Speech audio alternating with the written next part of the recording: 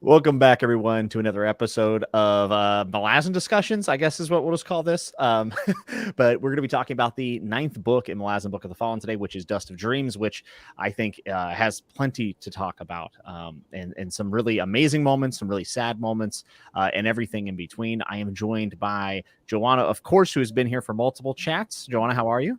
Hi, thank you so much for having me again. I'm always happy to be here. I'm always happy to have you. You've become a staple in these discussions, and I wanted to bring on someone a little bit newer and someone I've talked to a ton, but we just have never really got to collab on YouTube, and that is our good friend Andy Smith. Andy, how are you doing? I'm doing well. Here's how I look in real life, but I'm actually on a shift at my bookstore. So hello, everybody. Thanks for having me on, Jimmy. I'm glad you settled on a name for this on the ninth book of the Malazan Book of the Fallen. So I'm just so used to saying another episode of Chatting with Nuts that I start out real hot with it, and then I'm like, oh wait, it's not an episode. I would love to create a sub episode show thing for Malazan though, because after I finish these books, I feel like I'm not done with them, if that makes sense. As I approach the end, it just doesn't feel like I'm ready to give it up. And just so everyone knows, I am actually on the last chapter of The Crippled God. After this stream, I will read the last chapter. It'll probably take me about 5 to 6 hours because of note taking and things like that. It's also a long chapter. I think it's like 100 pages, right? Oh, it is a very long chapter. That's right. Yeah, especially if that includes the epilogue. It's also there are 2 epilogues. Yes, I will have to read both epilogues. So it's like over 100 pages, but I will be doing that today. I have a Feast for Crows stream tonight, actually, with Alex and Leanna on Leanna's library. So if anyone wants to check that out later tonight, I'll be over there at 9 p.m. Eastern. But until then, I'll just be reading The Crippled God ending. And I had to stop. I was going to finish it last night. I stopped because I said, all right, we have Dust of Dreams tomorrow. And the books are so tightly coupled in a lot of ways, especially with character arcs that go unfinished, that I was like, I don't want to mess anything up. Like, I don't want to accidentally mention anything from The Crippled God. So I've had to go over my notes and really know the stopping points of each arc. I hope I get those all correct. I don't think anyone needs to worry about Crippled God spoilers because a lot of this talk is probably going to be more about things that happen in this book and what it means overall for the Malazan universe and potentially for our own universe, or maybe more so humanity as a whole. I watched both of your reviews. I thought they were wonderful. Johanna, you did a video talking about female relationships between each other, and also you talked about the themes. I thought it was an excellent video. You always do such a good job of speaking eloquently. And then Andy has, for my dollar, maybe the best reviews for Malazan. I think they're criminally underviewed. I mean, they're very successful. They have thousands of views, but they should be way more because you do such a good job, I think, of isolating the different arcs and the different strings that happen in the books. And I have loved watching your reviews, by the way, man. I really have. I actually use them as the beginning of when I'm starting to like curate all my notes and put everything together for these streams. They take hours. I start with you because I like seeing your perspective on it. It's kind of interesting as well, obviously, because sometimes it differs from mine, which I will bring up one of the differences I have. But it also kind of gets me focused. Okay, like let's focus on Akarium. Let's focus on the shake, that kind of thing. So thank you so much. Yeah, I agree. I haven't seen your Dust of Dreams video yet or Crippled God. I need to watch those. So, but honestly, your Toll the Hounds video, I've watched it twice. I think it's that's impressive because I think it's a full hour long. It's the best. It's amazing because that book has been the hardest for me personally to process. So, and I just think that's the one. Well, I agree with what you said, Jimmy, about how you finish this series and you don't feel, or you finish these books and you don't feel like you're finished with them. For me, that was Toll the Hounds times 10. I felt like our discussion here on your channel helped me to process a lot of my feelings, but I had to watch Andy's discussion twice. I discussed that book with Andy and Alan, and it was so helpful for me because that's a heavy book. It's heavy in multiple ways. Yeah. I think it has a lot to do with how I feel about Dust of Dreams and The Crippled God, because it's almost like a turning of the page in the Malazan narrative in a lot of ways. And when you have the author saying this is the cipher for the whole series, everything post Toll the Hounds, I feel like I'm questioning everything way more. And, a lot of readers have been doing that prior to this. But for me personally, it took Erikson knocking me on the head a little bit to say, hey, This is a retelling of history, there's a purpose behind this. There's a driven reason why it's being told the way it is and why certain things are highlighted. Yeah, I think the last 3 books of the series really hammered down. We talk about all the time how it's much more of like a theme-driven series than a story-driven series. And you think of most series, when you get to the end of them, you're like, okay, what happens? What's the conclusion? Which there is some conclusions in Malazan, but it also is like the conclusion of the themes. So as much as Erikson is telling you what happens to Ikariam, he's also talking about, he's sort of concluding his thoughts on meaning and the search for meaning. And, so it's like these huge themes while also, I think a pretty satisfying ending, both in Dust of Dreams and Crippled God. Erikson says in the introduction, they're basically one book. They were just split up for, economic reasons. And that's how I approached it. And I know Johanna did too. We just said, we're just going to read it through. Yeah, I actually read the last 3 books back to back. And for me, I did not burn out. I feel like that was the way to go for me personally. And yeah, it is going to be hard for me. I did start to go over my notes for Dust of Dreams. I didn't finish. I'm sorry. So I'll do the best I can today. But it is going to be hard for me to be careful and remember exactly what happened in this book versus the Crippled God, because they really do they mesh into each other. But even though the ending of this book is so distinct. I mean, I think the best ending of any book. So here's my Malazan hot take, I guess, for the more high level discussion. I thought Dust of Dreams was phenomenal. I thought that it was as good as Toll the Hounds for me. And a lot of people I know, I've seen a lot of people, I should say. I don't know what the general consensus is because I don't talk to every single person that reads Malazan. But in my anecdotal experiences, I've seen that Dust of Dreams tends to be a book that people struggle with. And I think I have an idea of why that might be. But for me, I loved it. I really did. Yeah. How did you guys feel once you finished this book?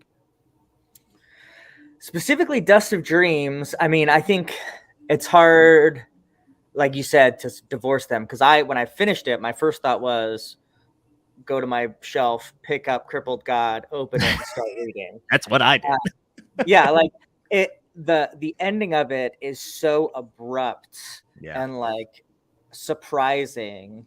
And then but the interesting thing is, so there's one storyline. I guess this is spoilers, right, for Dust of Dreams? Yeah, we're going full spoiler. Yeah. So, like, at the end with the Battle of the Naruk, you're like, what the hell is going to happen?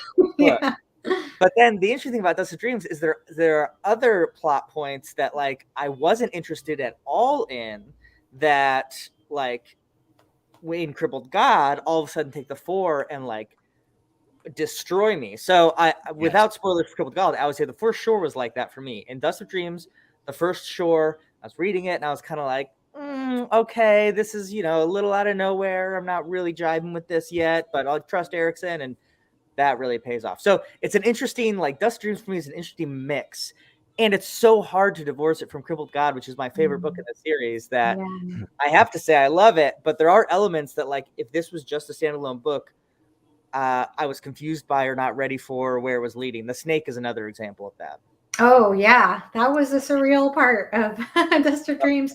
So I would say with this book, for me, in some ways, I feel as though this book had some of the biggest tonal shifts in the series, because we start off with the Malazans and the Lethery and just seeing their dynamic together. And of course, with Tahol and Janet and Bug, I feel like it didn't seem like it was going to be as dark a book when I started it. And then, whoa, it goes so dark at a certain point, to the point where I think this is possibly the darkest book I have ever read in my life, which we'll get into, I'm sure. And then, of course, the end, it also shifts again with the whole Naruk battle and everything that we'll get into as well. So it felt like it shifted quite a bit. It worked. And I'm not saying that when I say that, I don't mean that as a criticism, because I know sometimes it can mean if there's an abrupt tonal shift, like it doesn't make sense or it's illogical. It didn't feel that way at all, but it felt logical. It was just a shift. It was just not what I expected coming. Yeah, I think from the prologue, when we see the snake, I was like, I'm in trouble. Like, we're in trouble, folks. This is going to be a little bit. This is going to be tough. And I think, if this is just my personal opinion, I think that might be why a lot of people, like, there's two main reasons. I think a lot of people have trouble with this book, maybe for the sole fact that it is an examination of extinction. And I think when we think on the grand scheme of things, we think of extinction. I know my elementary brain goes straight to dinosaurs, but we don't think about that in the terms of all the civilizations that have come and gone, because extinction can be culture, right? It doesn't have to just be one total species or whatnot. Maybe I'm misconstruing the definition of extinction. I'm sure Steve would be able to correct me on that. But you think about the cultures that have come and gone and come and gone throughout the history of humanity in the world, and creatures that are going extinct even to this day. We just think of that as a word. This really starts to inspect what that means for those people. And that is a very tough thing to get through. At least it was for me. And I will actually say the Barghast was probably my least favorite portion of this book. Andy, I think that was your favorite. If I really like the Barghast. Yeah. Yeah. And when I say that, folks, I don't mean that I think it's bad or anything like that. I mean, I literally had trouble getting through it because it was so sad. Like, it was so rough for me. On top of that, I feel like in Malazan specifically, there's only so many things I can get invested in at a time because there's so many moving parts, that I was really into the Kachin Shamal stuff. And I was also really into the Akarium stuff, which I see a lot of people do not mesh. Andy, I can't remember. Did you like Akarium? Yeah, I like, not love. Akarium, okay. I think is good in doses, which I think this book does actually pretty well, of like little bits of Akarium and his sort of self-introspection, but not too much. But it's never been my like favorite. Yeah, I thought I remembered that from your review, so I wanted to ask you. So I think that it's just tough to get through because it is very, very sad, and obviously, the hobbling is something that we're gonna have to talk about. But I think the other flip side of that is a lot of people went into books 9 and 10 knowing that it was, especially if you're reading after the fact, we know now that it's almost like a one big book. I think a lot of people expected the typical epic fantasy come together convergence. You have enough of your characters. We're going to bring all the characters back, not introduce new ones. And it's like, well, maybe you weren't paying attention, because that is not what Erikson does. That is not what the MO of the series is. And I'll be honest with you, I love these new characters. I love Caliph, if that's how you say it, the Destrian or the Kachin Shamal. I think that she is one of the best additions to the cast. Talking about extinction, think about her on the land plane. I don't know. All of her people being gone, and like, where does she stand in the rest of this? Like, she just wants to be done, and she's the Destrian for these people that she fears, and talking to the matron and all these stuff. It's just really interesting scenes. And I thought Caliph was an amazing introduction, but I think those are maybe two of the reasons why people might struggle with this book, but I could be wrong. Well, and it's not even just main characters. It's like whole paradigms, like the Assail. We briefly saw an Assail in House of Chains. Calm is freed by Karsa. Yeah.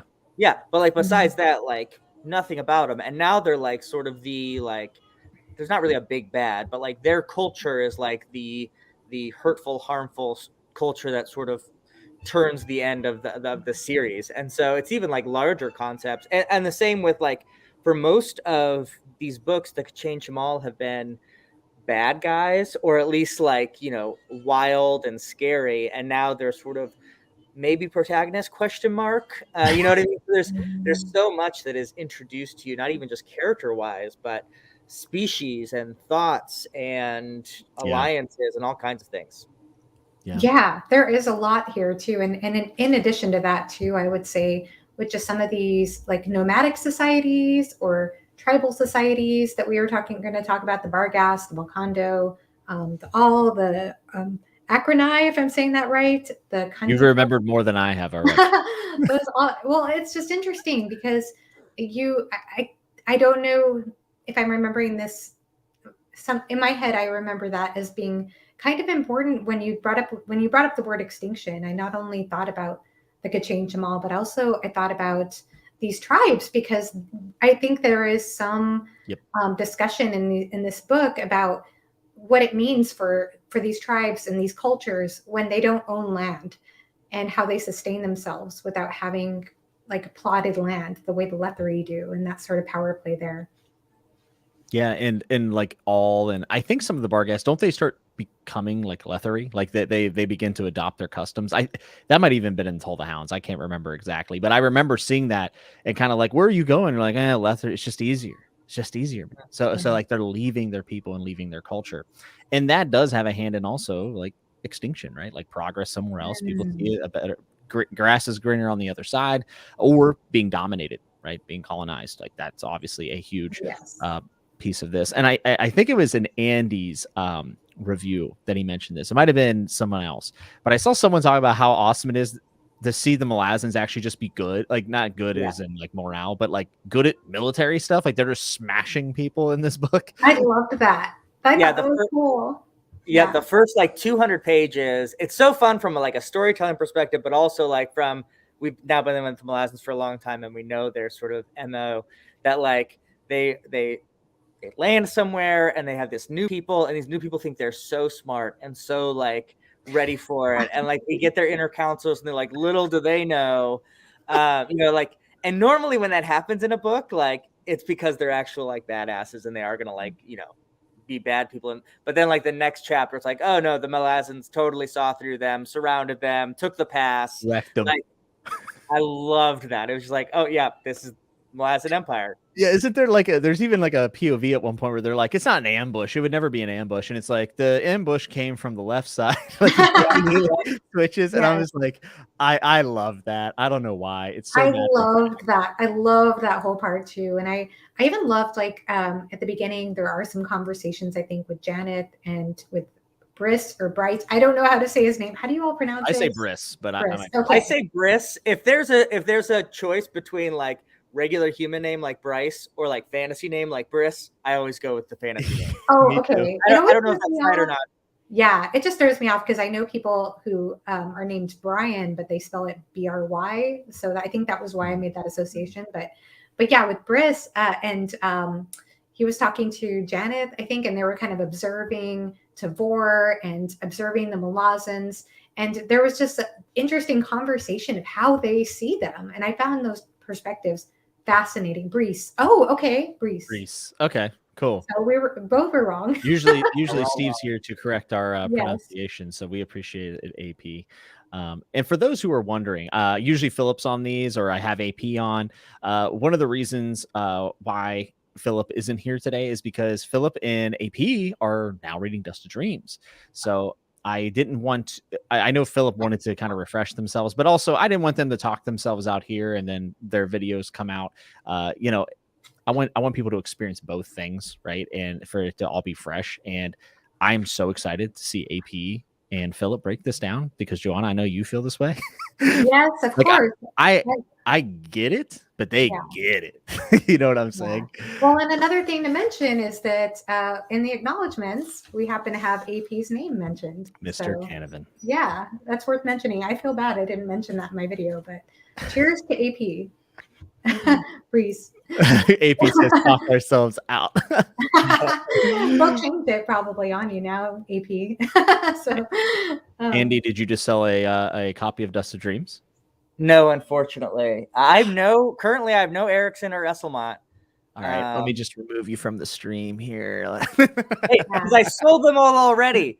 So this is a fun story. I did have one person come in and they had like seen me on the stream and looked at the bookstore, and they were like within 30 minutes, and they came in and they bought my Gardens of the Moon because I put it in there that I had first read because I had got a new one. And so I told them that and they were all excited. And he asked me if I could sign the copy, which was weird. So sorry, Steve, I signed one of your things. I didn't take credit for the book, but I was like, oh, that's cool. So anyway, you might get a short story written about you on Steve's Facebook because Joe Abercrombie signed a Steve book, and then he took Joe Abercrombie, put him in Malazan, and did some awful things to him. Yeah, I mean, same thing happened with AP. If you've read Crackpot's Trail, he's not. That's what I hear. He doesn't work out so well. Book. I haven't read it yet. He doesn't work out so well. That's what I've heard. That's awesome, man. Yeah. That's so good. So yeah, I think Extinction is a main theme here. I think that seeing the Barcast and beyond that, like we have Torrent from really the last remnants of that walking around. Like we're seeing Extinction in real time, which I just think is amazing because how many times in fantasy series they say, oh, this was an ancient race that went extinct and there's like one left and they come back and right? Like that's not the case. Like Erikson's like, I'm going to make you live it. And it's very bleak. Very, very bleak. I thought it was pretty hard to get through from just a happiness standpoint. It kind of brought me down at points. And one of the characters that popped up in this book that I wanted to talk about, because Johanna, you actually mentioned Gaul in your review. Gaul. Yes. I have not, I did not attach to Gaul in this book. Again, there's only so much space in my brain for commitment to these characters, right? I have found Gaul to be really enjoyable in The Crippled God. That's all I'll say about that. But can you talk about like what you liked about Gaul so much in Dust of Dreams? I think it was, I just felt, I really loved the particular part. It was right before everything went down with the hobbling scene. Actually, it was the chapter before that. And there was a whole entire exchange between Gaul and his wife. He actually sent a young man out to lead a battle. And he finds out that this young man dies in the battle. And actually, they show that young man's perspective, I think, for a brief while. And I thought, okay, this is a new character I need to follow. And then he turns out to die, because I think that his horse trips over a snake hole or something. And then it turned out that they made peace with, I'm trying to remember who they were against. It was one of the tribes. Or something. It turns out there was peace, though, and he didn't need to die. He didn't need to die. And so it was all kind of pointless in a way. But he felt, so at the same time, it's just the way it worked out, the way Steve did this, because it was almost like this little short story in the middle of the book. And he's done this before, but in this particular instance, I just felt like I suddenly zoomed into this little world with the story, because then you get him with his wife, and his wife is pregnant with the baby who is not her son, or his son or daughter, whoever it is. And so it's like, if I were Gaul, I would think, okay, woman, what are you doing pregnant with another man's child? But he seems to, so he even criticizes that. He's like, it's probably not my child. And she's like, does it even matter? And he basically says, he thinks it does at first, but then he finds out about this young man that he sent out to do this battle. And then the boy dies. And then he finds out, why does that name sound familiar, of the young man I sent out to die? And it turns out this young man was a child along with his child, another child of his who died. And it's like, a lot of people have this, I think, when they have a child who dies, and then they later on see somebody who could have been the same age as their kid. And it just breaks their heart all over again thinking about that. So he feels this connection, almost this paternal connection and responsibility to this young man he sent out to die for out of futility, because he didn't have to go out there. So he feels this torment. And I felt like it went full circle to where he realized this child inside his wife mattered just as much. It was just sort of seeing the right word. I'm trying to think of the right word for it. It's not equanimity, but just seeing how the value of human life. And how and it's so weird for me too, because this is not the way I was brought up. I'm a monogamous person, but I sort of felt like I understood his perspective, and the fact that he wanted to celebrate with his wife and kids, to celebrate life together after that. I don't know. It was just this beautiful, intimate moment. I'm sorry if I'm butchering the re-explanation of that story, but no, I don't think so at all. No. And I thought it was so beautiful, the way it all came together. Andy actually B-rolled in his review to mention this. So Andy, you actually connected with this quite a bit as well, I think. Yeah, it's real. I understand why you're having a hard time putting your finger on it, because it is this incredibly deep urge inside of humans to appreciate human life and to celebrate it. But so many things get in the way of that. Our various values, as you said, even growing up, or how we are taught to see the world, or our instincts, or our personalities. It's not even just bad things, but so many things come into contact with that. So when you're able to have a moment where all that stuff is kind of pushed away, which is what happens with Gaul, right?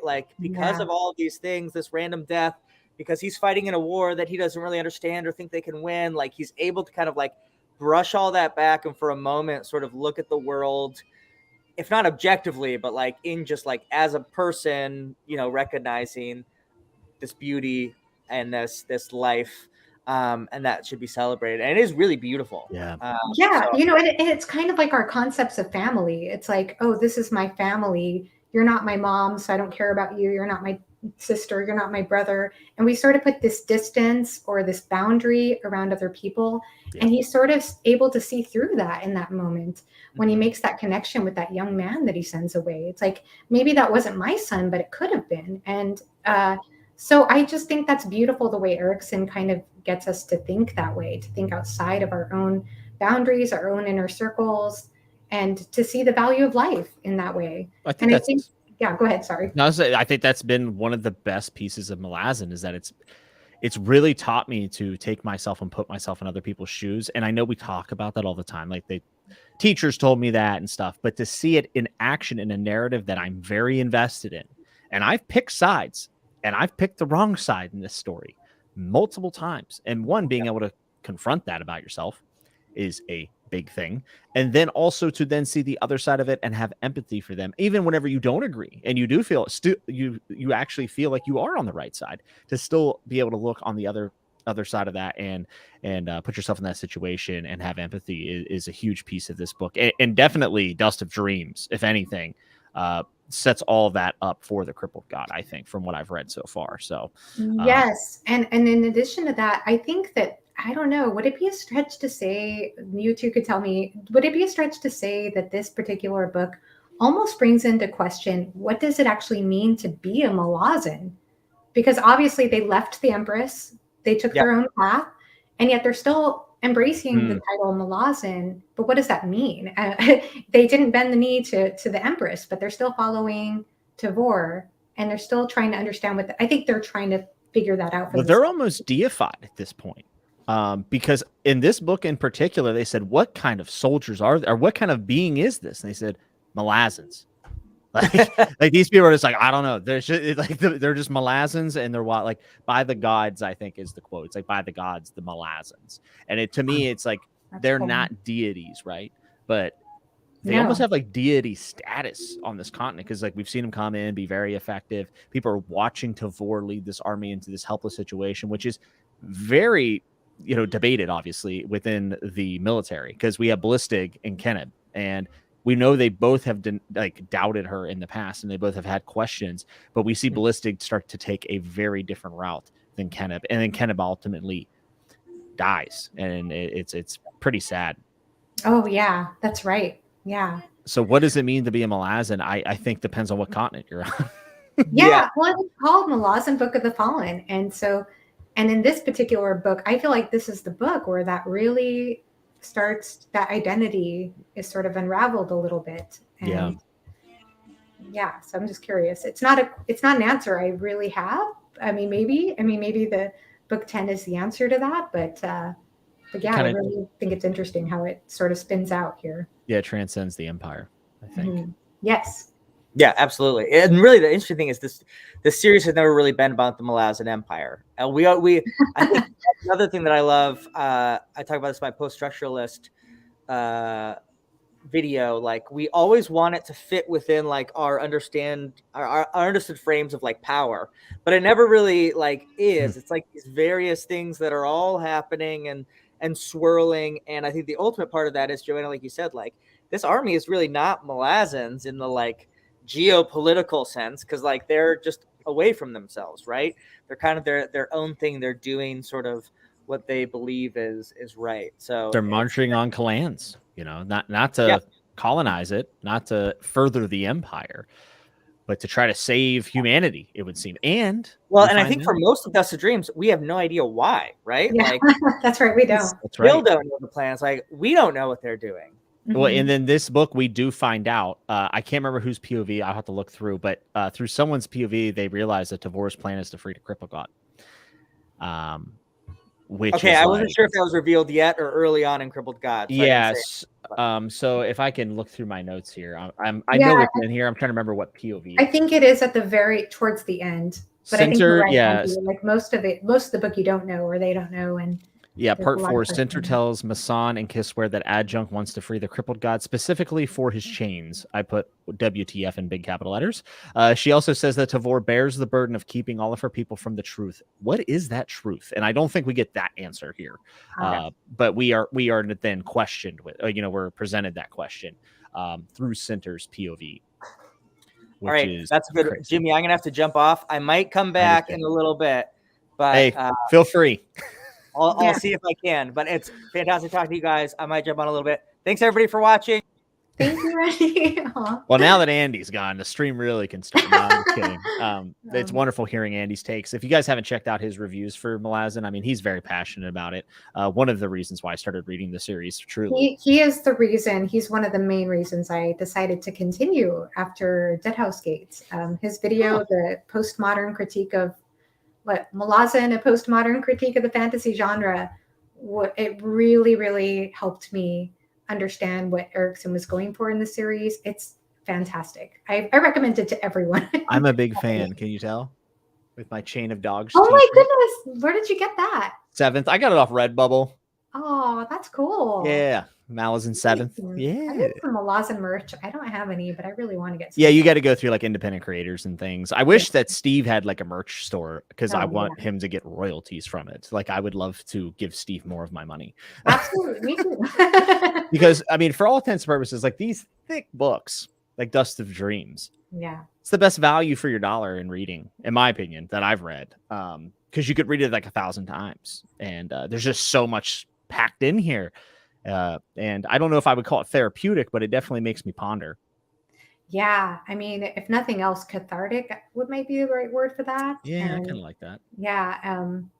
But I mean, like no other series has shifted the way that I think about my place in the world more than this series has. Yeah. Yeah. This and Realm of the Otherlings are the two series that I would say have like legitimately changed some of the foundations of my place as a human in this world. And society is a theme that I think has started here. I guess I'll wait for Crippled God Talk to talk about society because I think it's a little bit more on the nose then. Yeah. So I think that would probably be more appropriate for our next stream, which I'm hoping to get a big convergence of all the people that we've had and just have a free for all. I think it'd be a lot of fun. That would be fun. Yes. Yeah. Philip says the series rewards rereads like no other. Absolutely. And I actually, Johanna, we should talk about this because I think me and you talked about this off stream after one of our discussions, but whenever I'm taking my notes and things like the things that I've attached to in Malazan for certain has been the bigger points, especially when it comes to the elder gods and the deities, like playing chess essentially and scheming and all this stuff. Like that's the pieces that I'm like, okay, I have a fairly good idea what's going on here, or at least what I should know what's going on here. And then for you, you said that you felt like you've been more identifying with the themes of it and how a reread could flip us. And I think that that's really interesting. Yeah. And it's interesting because I think before getting into the series, I was much more, whenever I'd read any sort of fantasy book or anything, I'd be I'd be very analytical about the plot and what is this person doing with the plot and why this is going to be a hint of something over here. And not to say that I threw that away completely while reading these books. I did attend to those things. I just feel as though because there is so much to absorb in these books, it felt easier for me to attend more to the dynamics between characters and themes as they presented themselves through what the characters were struggling with. And so it's not that I didn't pay any attention to that stuff, but for so many things, like, for example, you brought up the snake. The snake was something that I was just like, I'm just accepting it.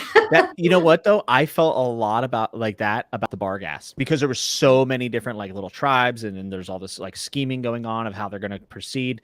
I'm blanking on the name of the queen, by the way, for the Balkando. She is so good. I loved her. Aberstal and Spax were awesome in this book. So I kind of latched onto them. Yeah. But like not so much like Gull in this book in particular. Yeah. So I know exactly what you mean. Sometimes I just take things at face value and I say, I'm probably going to need to talk to Philip or Johanna or whoever it might be. Right. Well, it's interesting because what's interesting is while I was reading this, I listened to 2 audiobooks, which, on the side. So I listened to The Only Good Indians by Stephen Graham Jones. And I listened to this fantastic nonfiction book called Know My Name, which was about Chanel Miller, who was a rape victim, and her struggles with the justice system after her rape. And so I felt like it was so strange how similar the themes were in those books that I had read on the side to Dust of Dreams. But honestly, I could say that anytime that there is any sort of exploration on indigenous societies in fantasy or in fiction or in even in nonfiction, I don't know why, but that just I'm so fascinated by sucked that. in. Yeah. I'm sucked in. So it was hard to follow though. I actually, I don't know, you can't see my notes, but I actually made a whole entire like table that has like Barghast, Acronai, even though I know that I could just look at the Dramatis Personae, I still had to have like my own chart. I totally understand that. Because it was a lot to follow. I mean, we're talking about like 4 different tribes plus the all with Torrent. And so there was a lot to explore there, but I really enjoyed that. I really enjoyed just some of the, like, I think it was important, by the way, especially considering the hobbling scene with the Barghast. Yeah. I think it was important that he did include 4 different societies like this, that it wasn't just one. You know what I mean? If it had just been one type of culture like this, I don't know. I don't think it would have looked right. It would have almost... It would have felt like, hey, I need an extra culture. Yeah, it just felt like it needed more than that. Like I just appreciated that there was more than one, and that we had different perspectives. And so yeah, I did. I appreciated that, even though, man, there were some hard things to look at in some of those, obviously in some of those chapters. Oh, for sure. I think that this book has, for me, the most notes. Like, I'm almost, like I said, I have 1 chapter and 2 epilogues for the Crippled God, and the notes will not be anywhere near as long as Dust of Dreams. Dust of Dreams, I have 13 pages in Word of notes. Like, that's how, because just trying to piece some things together, but also trying to do my due diligence of covering all the events that happened, which I told you this last stream, like Toll the Hounds, we kind of went away from the recap and we kind of just talked, and I liked it more. There are some things that we will recap, clearly, like we're going to talk about the hobbling shortly, but I find it more rewarding to kind of have these kind of free-flowing conversations to talk about like the main themes of it and the main events, because from that we extrapolate real-world examples. Alan's very good at that. It's funny because Alan always says, I don't do themes. Alan does. Alan actually does. No, he makes some amazing connections. Yeah, Alan's a liar. Alan is a liar and a cheat. Totally, he is, because some of his first reviews that I remember watching, he was talking about the themes of leadership and loyalty and these like speeches, these heroic speeches. And I thought, I definitely identified Alan from the very beginning as a theme-driven fantasy booktuber. So I don't agree with that. Well, it's funny you bring up leadership, because and there's a couple. Eric had one in there I want to pick up from the chat, but this one is from Terrence, and Terrence says, 1 theme that struck me was the separation of the leader from those that follow, the loneliness that comes with leadership, the necessity to separate themselves to accomplish what must be done. And you could just put a tagline and put tool. Yes, tool. 100%. And I think that was one of the things that made all of this very hard for me, like the Barghast stuff, to get through, because I love Tool. Like, Tool is one of my favorite characters. And to see him, like, if he had not done this, if he had not put the tribe first, knowing how much pain all this would cause, if he had not done these things, it would not have been consistent with who we know Tool to be. Yeah. You know what I'm saying? Like, it was always, it had to be this way because of who Tool is. It would have been wildly out of his character to not go the way that he did. With that, he loses everything. Yeah. And he knew that was a risk too.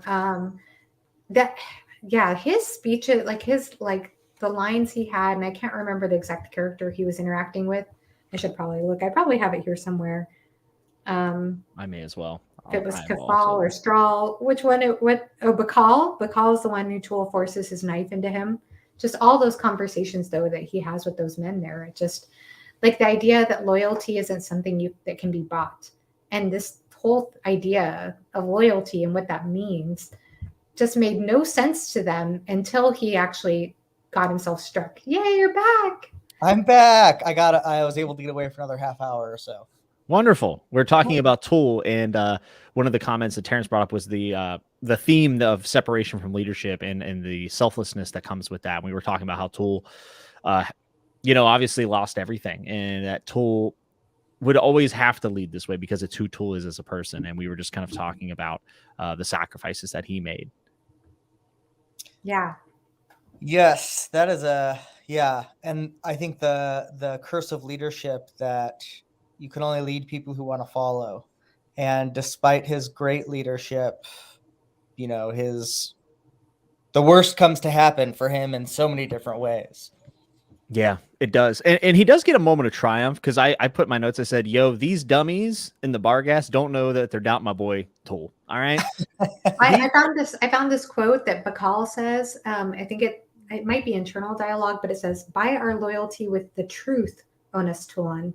Give us all with even measure." Tool thinks, and then Tool to himself thinks, "Yes, this is how one leads. Anything else is suspect. Every other road proves a maze of deceit and cynicism."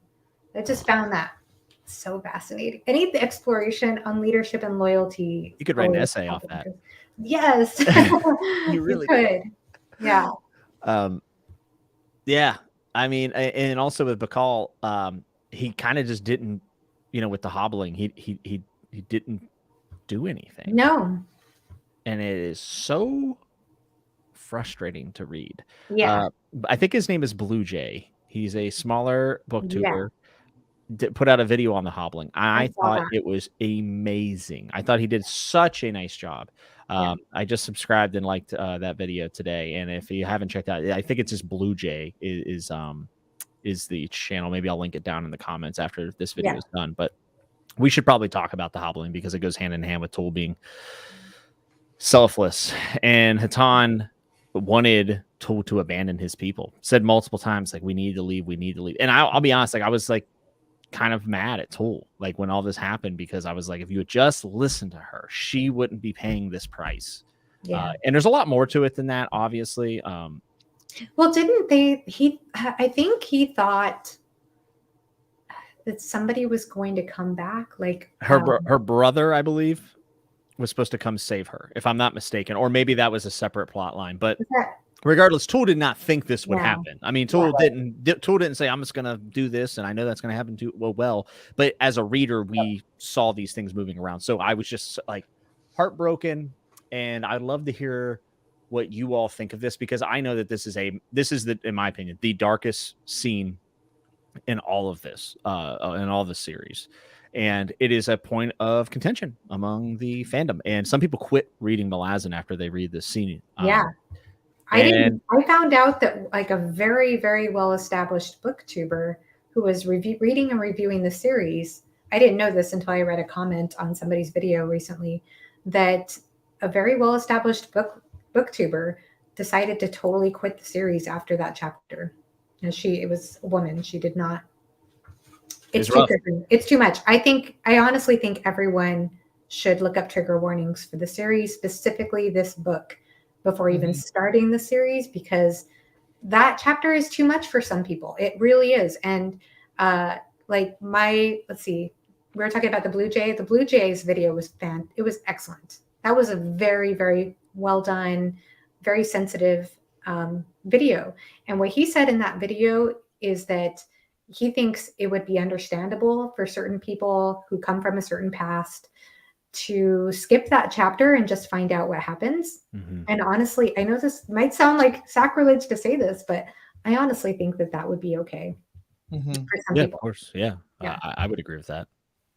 And that's not everyone. I understand that. I understand that maybe the majority of people who read this series haven't come from a certain kind of past and are able to read that. I would actually consider myself in that camp. I was able to read this book without getting triggered, to the extent that I know some people I know have been triggered, but it is incredibly difficult to read that chapter.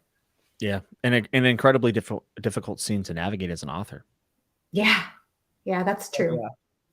I still, it's one of those places in my reading history where I remember exactly where I was when I read it, like had to stop reading several times. Like really took a long time. I remember my wife and I were just at a park. It was summertime and we were just reading, and I was like, I got to take a walk. And so I just kind of like took a walk and had to like both like distract myself and then also like steadily sort of like slowly absorb it. Because it is so visceral. But I am definitely with you, Johanna and Jimmy, that like if that's like triggering, especially for someone who knows the deep darkness of that intimately, whether through a friend or themselves or whatever, like that is definitely not something you have to do to experience Malazan. But I will say on the other side of things, if it's something that's not going to personally trigger you, I think it is something worth reading because the world is dark at points. That's right. Yeah. And there's a great essay that I'm sure you guys might have already talked about that Steve talks about this, where like, if we don't look at those things, we are also doing a disservice to those who have actually been victims of those. We have to understand the darkness and what happens in the world so that we can fight against it in the correct manner. And so I definitely, it's horrific. It's terrible. It's hard to get through, but I certainly don't think it is a misstep, if that makes sense. I don't think that it was brought to the forefront as a spectacle. No, I did not feel that way at all. No, and it should make you feel uncomfortable. It should make us feel this way. This should not be something that we go, oh, can you believe that happened? It's not that. No. And because we get Hatan's POV, it makes it even harder in a lot of ways. But I think that is, I don't think Erikson writes anything and just goes, this is not what he does. He puts a lot. He's one of the most thoughtful authors, if not the most thoughtful I think I've ever read, especially after talking to him. And his character as a human being would never allow him to do such a thing. And his responsibility to the reader that I think he takes very, very seriously is on display in such a tragic scene. And I think that you can tell that he put a lot of thought into that and went to some very deep and dark places to write that and to get it across as well as he did. It's done with extreme care, in my opinion. I do not fault anyone that does not want to read that, though. I will never fault anyone. And I've never understood people, and this is maybe a different conversation, and I don't want to go off the rails too much, but I've never really understood why people are against letting someone know that something like this might happen in a book. Because, like, do you just want to say, gotcha? Do you know what I mean? Like, what's the upside to that? I don't think that this isn't like a fun plot twist or anything. Like, no, it's not played like that at all. So I don't know. And if it is to you, if you do look at it that way, you probably need to reassess yourself. If I'm being honest, I really think you need to reassess yourself. And Malazan is definitely not a series that is meant to be read surface level to where it's like, oh, that happened, and then this happened, and that happened. I mean, you can do that, but if you're reading Malazan and you're this far in, I would hope that you have identified with a deeper meaning to all of this. And I think that is the most rich experience that is provided by this. And I'm not saying that you have to enjoy those things. I'm not saying that you have to always read deep or anything like that, but that's kind of the purpose here. That's kind of the rich experience that we all talk about. That's what this is. I did fortunately know that something like this was going to happen. And it helped. Yeah. Actually, no, I actually knew some of the details. I didn't know who the character was, and it did help me too. It really, I don't know how I could have handled this, honestly, if I didn't know that was coming. I think it was very helpful to know. Yeah. And I think like it does illustrate for me sort of how Malazan is a very different kind of fantasy series than a lot of fantasy series in the sense of, like, it is very, like, it's a mature read. Like, you know what I mean? Like, it's definitely not, I'm not hammering any of these series because I love and read them, but, like, it's not Wheel of Time. It's not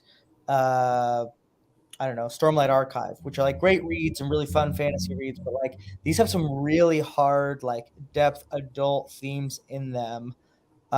Which you don't have to like, by the way. No one's telling you that means it's better. Yeah, I'm not saying it's better or worse, but, like, I know exactly what you mean for that. One thing that I keep thinking of is some people just object to sexual violence in fantasy all the time, and I think that's because in some fantasy worlds it's used, like, in sort of a crass way. And so they impute that to Malazan, but it's really not. I mean, the scene is horrific and powerful in the same way that my book of the year last year is The Color Purple, which has lots of sexual violence in it, but is a brilliant book. And that stuff is necessary for the themes and the discussions in that book. And I think The Hobbling is the same way. Again, I completely agree with Jimmy that, like, if you don't want to read this or can't read it, like, nothing to be ashamed of. But it is, like, a powerful piece of art in its own right. Yeah. It is. Yeah. And it impacts so many. It obviously impacts Hatan, but also impacts different characters. And I like what Terrence said. He said Tool's arc in this is tragic. The depiction of someone who embraced humanity to be so brutally spurned by the worst of it, and this is the worst of it. With that said, I do find it interesting that like we can read about murder and genocide and extinction, but this strikes a different nerve, and I think there's a reason for that. But it does make me, I think about myself and I say, why am I so okay with people just dying in my books? You know, I mean, that's final. And that's the end. And maybe this scene is the death of Hatan in a different way, in her spirit. But it's also one of those things where I feel like I have to be fair and give this a good, I have to read it and I have to analyze it and I have to think about it and I have to kind of digest it, because I'm doing that so easily with all the mass murder that happens in this book, in the wars and whatnot. Like, why is this tragedy worse in some ways? I think it's because we see people live on in our own lives that have these kind of experiences. That is pretty brutal. And AP brought up that apparently Harriet Tubman was threatened with hobbling, so it is something not as far away as sometimes we think. And I think that it does highlight some of the more darker senses or experiences that people can have in humanity. Yeah, because with these dark experiences like war, and when you depict war or, horrible acts like that, even in fantasy or even in history, it kind of feels like it loses its potency when it's like described in sort of a mass general way or a macro way. But with a scene like this, you're going into a more micro perspective. So you're in a more intimate sense of it. If you were seeing like I don't know. Yeah. So I feel like it was drawing you in to really look at something difficult, and not for the sense of like spectacle. I think that's what the word you all used. I think that's perfectly said. Because people can have that experience where they like, I guess, have a fascination response with certain horrific things. Yeah, that definitely did not, for me, feel like the intent. And yes, there is a big difference for sure. And I guess because, like you said, he shows Hatan's perspective. So I think showing that perspective is kind of a way of avoiding that being a sort of from that way. And I really appreciated some of the conversation that happened. I think it was between Bacall and that other person, the woman in the society. Do you remember what I'm talking about? They had a kind of conversation about why do women, because the women didn't, they kind of allowed it to happen, right? The whole society it was a very sick society. And I think like we even see this towards the very beginning of the book, when, oh man, I'm drawing a Setok. When Setok is about to leave and she's feeling all the women glaring at her. Yep. All the men are kind of like, I guess, looking at her in fascination or whatever. Maybe they're like, I don't know, enamored with her. And so you do see, okay, there's this really weird thing going on with their men and women with this sort of patriarchy here and this. Well, she kind of breaks away from that. And I think that she's a necessary voice in this book. I thought Setok played a major role in this book and being kind of an outlier and viewing things from a different perspective than a lot of the other people within the tribe. Oh yeah. Yeah. Because she's so important. She was against them going to battle. That's right. For a battle that she thought was unjustified, I think. I kind of wanted to highlight D-Light's comment here. It said, what makes the hobbling the most cruel was Hatan feels like she deserves it and just accepts the scenes. I think that's probably where I know that's where like my stomach dropped out. And I think that's probably where people, I would assume, take their final straw with that scene. So how do you feel about like I don't know how to feel. I think the reason she feels that way, if I recall correctly, is because she thinks it's her fault that her children died, or she thinks her children died, right? Yeah, I think she's under the assumption that her children are dead. Yeah, and so she's at that point. She's we're talking about the death of a spirit. It's like you're processing the death of your family, and then your whole society that you grew up with, these people that you grew up with, turn you over and rape you, and like young men in the tribe. Ugh, it's so gross. Yeah, it's disgusting. Yeah, and I think from a literary perspective, it's hard because what Erikson is doing is like staying focused on that, on her perspective. And some people have a hard time when they read distinguishing between a character's perspective and the Yes. author's perspective. Yes.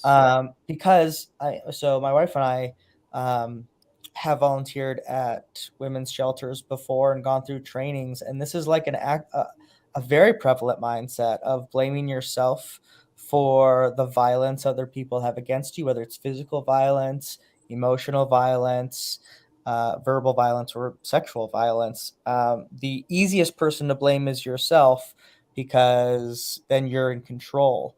Yeah. So like it's a real mentality that's because you have to deal with it. There's all kinds of things that cause that. But I think he's trying to tap into how victims have to cope because of the horrific things that are done to them. Again, it's not something that like is endorsed or like, yeah, it's not, it's, as we're saying, like gross and horrific. But the power is that we watching that like realize that it's wrong. That's an important We reject it. Experiencing, because and we think like we would reject it, but again, it's prevalent in society all the time. Read about any of abuses of power from in like sexual violence against women done by politicians or religious figures or policemen or family members, uncles. Like this stuff happens, and this is how the victims think and are hurt for the rest of their lives. And it is also something that, going back to Jimmy, what you were saying, like, why is this different than like murders or mass murders? And there's a whole plethora of things that are swirling around because of that. But one of them is that our society doesn't talk about this. Like that's the reason Me Too a couple years ago was so big, is because for so long we've purposefully just not talked about any of this stuff, which is again why I think this scene is so horrific, but also important. Yeah. That's so well said, Andy. Yeah, my husband is a counselor. So it's interesting to me how often he talks to people who don't recognize that they are in abusive situations. Like it's so normalized in their head, they don't even recognize, oh, that's unhealthy. He's like, did you know that's abuse? Like, this is crazy. But as far as what she's going through too, another aspect of that too is, I think like, although I've never had children or been pregnant, I just know from stories from my grandmother who lost her child. She lost a 2-year-old child who drowned in a canal and then had a miscarriage.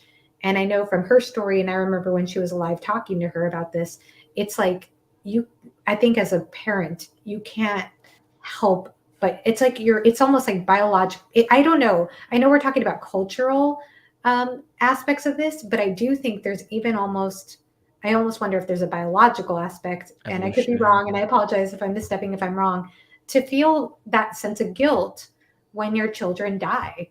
Because of course her children aren't dead, but in her mind they are. And I mean, a horrific death, obviously, is what she has in her mind. So for, when you feel like your whole identity, your role as a parent is to protect your children and they're dead. So I think that would also be internalized as guilt or shame too. Yeah. I think that's actually a really good point, Johanna. And to kind of talk about like the execution of this, let's also be very clear. Hatan did not exist just for this scene in the story.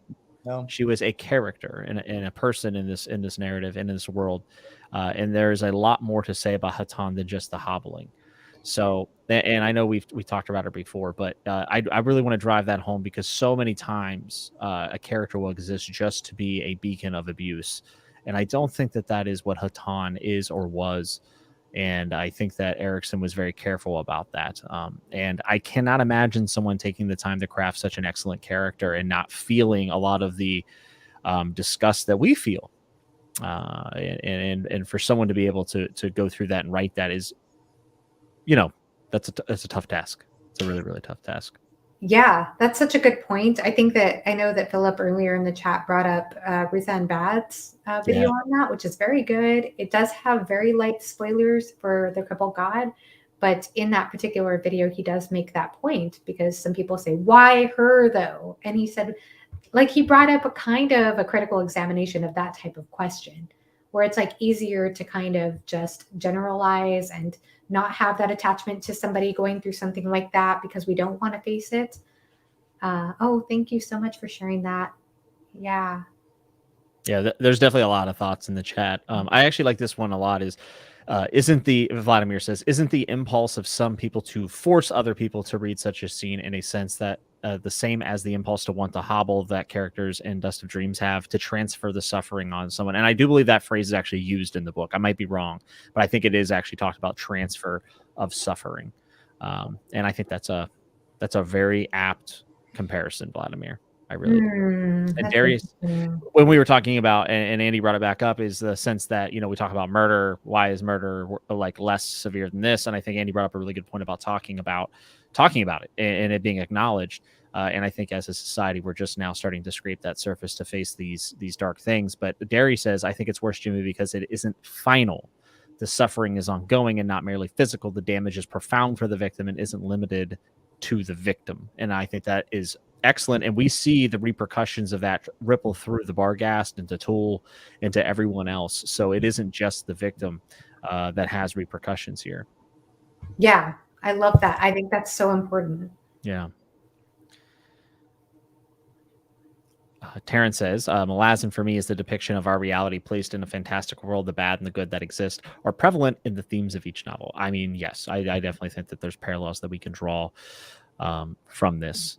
And it's a tough scene, huh? It's a tough. It is a tough scene, and it made me feel. I felt so conflicted with Kafal because on the one hand, you do see how he has a huge shift. Him and one other person, I cannot remember the name. I should probably just look it up. He has a big shift with Tool, and you do kind of get the sense, okay, he's going to do something about this, and he doesn't do anything about it. Yes. But then he does seem to, but you do see a bit of a shift. And so it kind of gives you this hope of like, okay, people can change. But man, it's also like the weight of what would have to change is huge. Yeah. And facing extinction. It's wild. See you later, Derry. Thank you, Derry. On a, to switch, I guess, to a more positive note, but still an important note. And also, I appreciate everyone's dialogue in the chat. Everyone was respectful, and we always appreciate that. But I want to bring up this comment because we kind of talked about Tavor wanting to free the crippled god and how that's a huge revelation in this series, and I think also says a lot about Malazan as a whole and the themes that are being explored. But Eric says, so after it is revealed the mission was to release crippled god, did you pause and suddenly have to reevaluate everything you had read?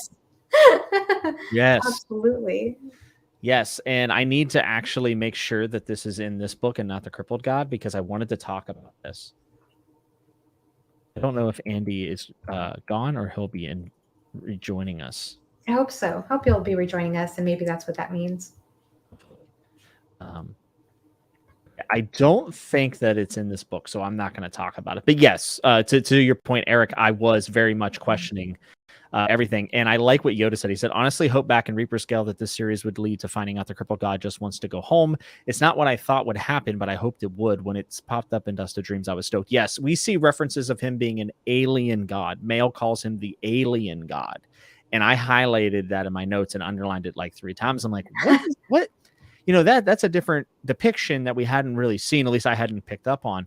But another thing, and Johanna, I remember mentioning this in one of our last chats, is that when Karsa declines the crippled god and says, I'm not going to be your warrior, and knocks over his tent, and it's almost like sad in a way. And I remember going, this is very different because in a lot of other fantasy series, right at like 70% of the way through the series, you see the evil get the big leg up, right? Yeah. And we kind of see the crippled god in this defeated, pathetic state as Karsa walks away and Withel destroys the sword that he had bound to Rulad. And it left, and I remember like the last note, I think in the Reaper's Gale chat that I had was, this is a very interesting place to leave the crippled god, our big baddie. That's a good point. That's so interesting. Well, think about it. Anytime you watch a movie or read a story, it's generally and this is in wrestling terms, but like the baby face or the good guys shine, right? And then the bad guys get back up on them. Okay. And they keep them down. And then we really start to build sympathy for our good guys in the story, guys. And Malazan, it's hard to pick who's the good guys, right? But then you have what we call hope spots, and that's where the good guys have moments where you feel like they're actually going to come back, keep our faith going in the protagonist. And then generally right before the ending, you will see the antagonist get the big leg up, and it seems almost insurmountable, and you have this big moment, and then the good guys end up coming out on top, right? Yeah, that's most movies. Like watch Die Hard, that's exactly what it is. It's just a bunch of hope spots in the middle of the book, or the movie rather. That's not the case. Karsa like implodes the tent on him, and then we start to see a more sympathetic view of the crippled god from other gods' perspectives, especially the elder gods. And I was questioning this at the end of Reaper's Gale. I really was. I was wondering what in the world was going on, and I was wondering who was truly the big bad. It's interesting because I feel like you even see hints of that early on, as early as Midnight Tides, actually, of both the crippled god and of Rulad. And then it felt like Reaper's Gale brought that out more. Like it brought out just how pitiful both were, even more. But even with all that, I still didn't see that this was going that direction. Yeah, absolutely. And I like what Isco says here. It says, yep, it completely changed how I viewed the series. I was expecting some kind of MCU showdown where Rake and Karsa fighting in. And, you know, I'll be honest, that's kind of what I expected too. And dude, I love the fact that Andy is just doing his grind. I know. While we're doing this, it's amazing. I'm sorry. I was planning on just being here a half hour, but I can't stay away. I gotta discuss this book. Well, we're talking about how the crippled god, everything's flipped, and now that we know that Tavor wants to free the crippled god, it changes the perspective of the entire series prior to this. And I was talking about how in a lot of cases in fantasy, you will see the big bad right before the ending get the big leg up. Like there's no way the good guys could ever come back. But we see the crippled god in Reaper's Gale get his tent kicked over on him. His sword gets destroyed. He doesn't get Karsa. And like, it's just a different path forward. And we get a new big evil towards the end. And I don't even necessarily, and I've seen some people complain about the Leosan in the Forkwa Sale and talking about how they feel like it was just kind of shoehorned in. I would say I slightly agree that the Leosan feel, or Leosan, however you say it, I don't feel as necessarily invested in them, but I think the Forkwa Sale are a great daunting figure of that justice. Like they want to import justice. And I don't know how much of that, if I'm being honest, is in the crippled god. So I don't want to dive too far into that. I know. But I get that gets blurry for me too. But let's focus more on the crippled god and the sympathy that we have found for him. And also just like finding out that Tavor wanted to free him. Like what changes for you in retrospect now? Oh man, that's a huge question. So sure. I mean, like, it's so sad that this is such a big 10-book series. It has to be, obviously, and it's not sad in one sense because there's so much good stuff.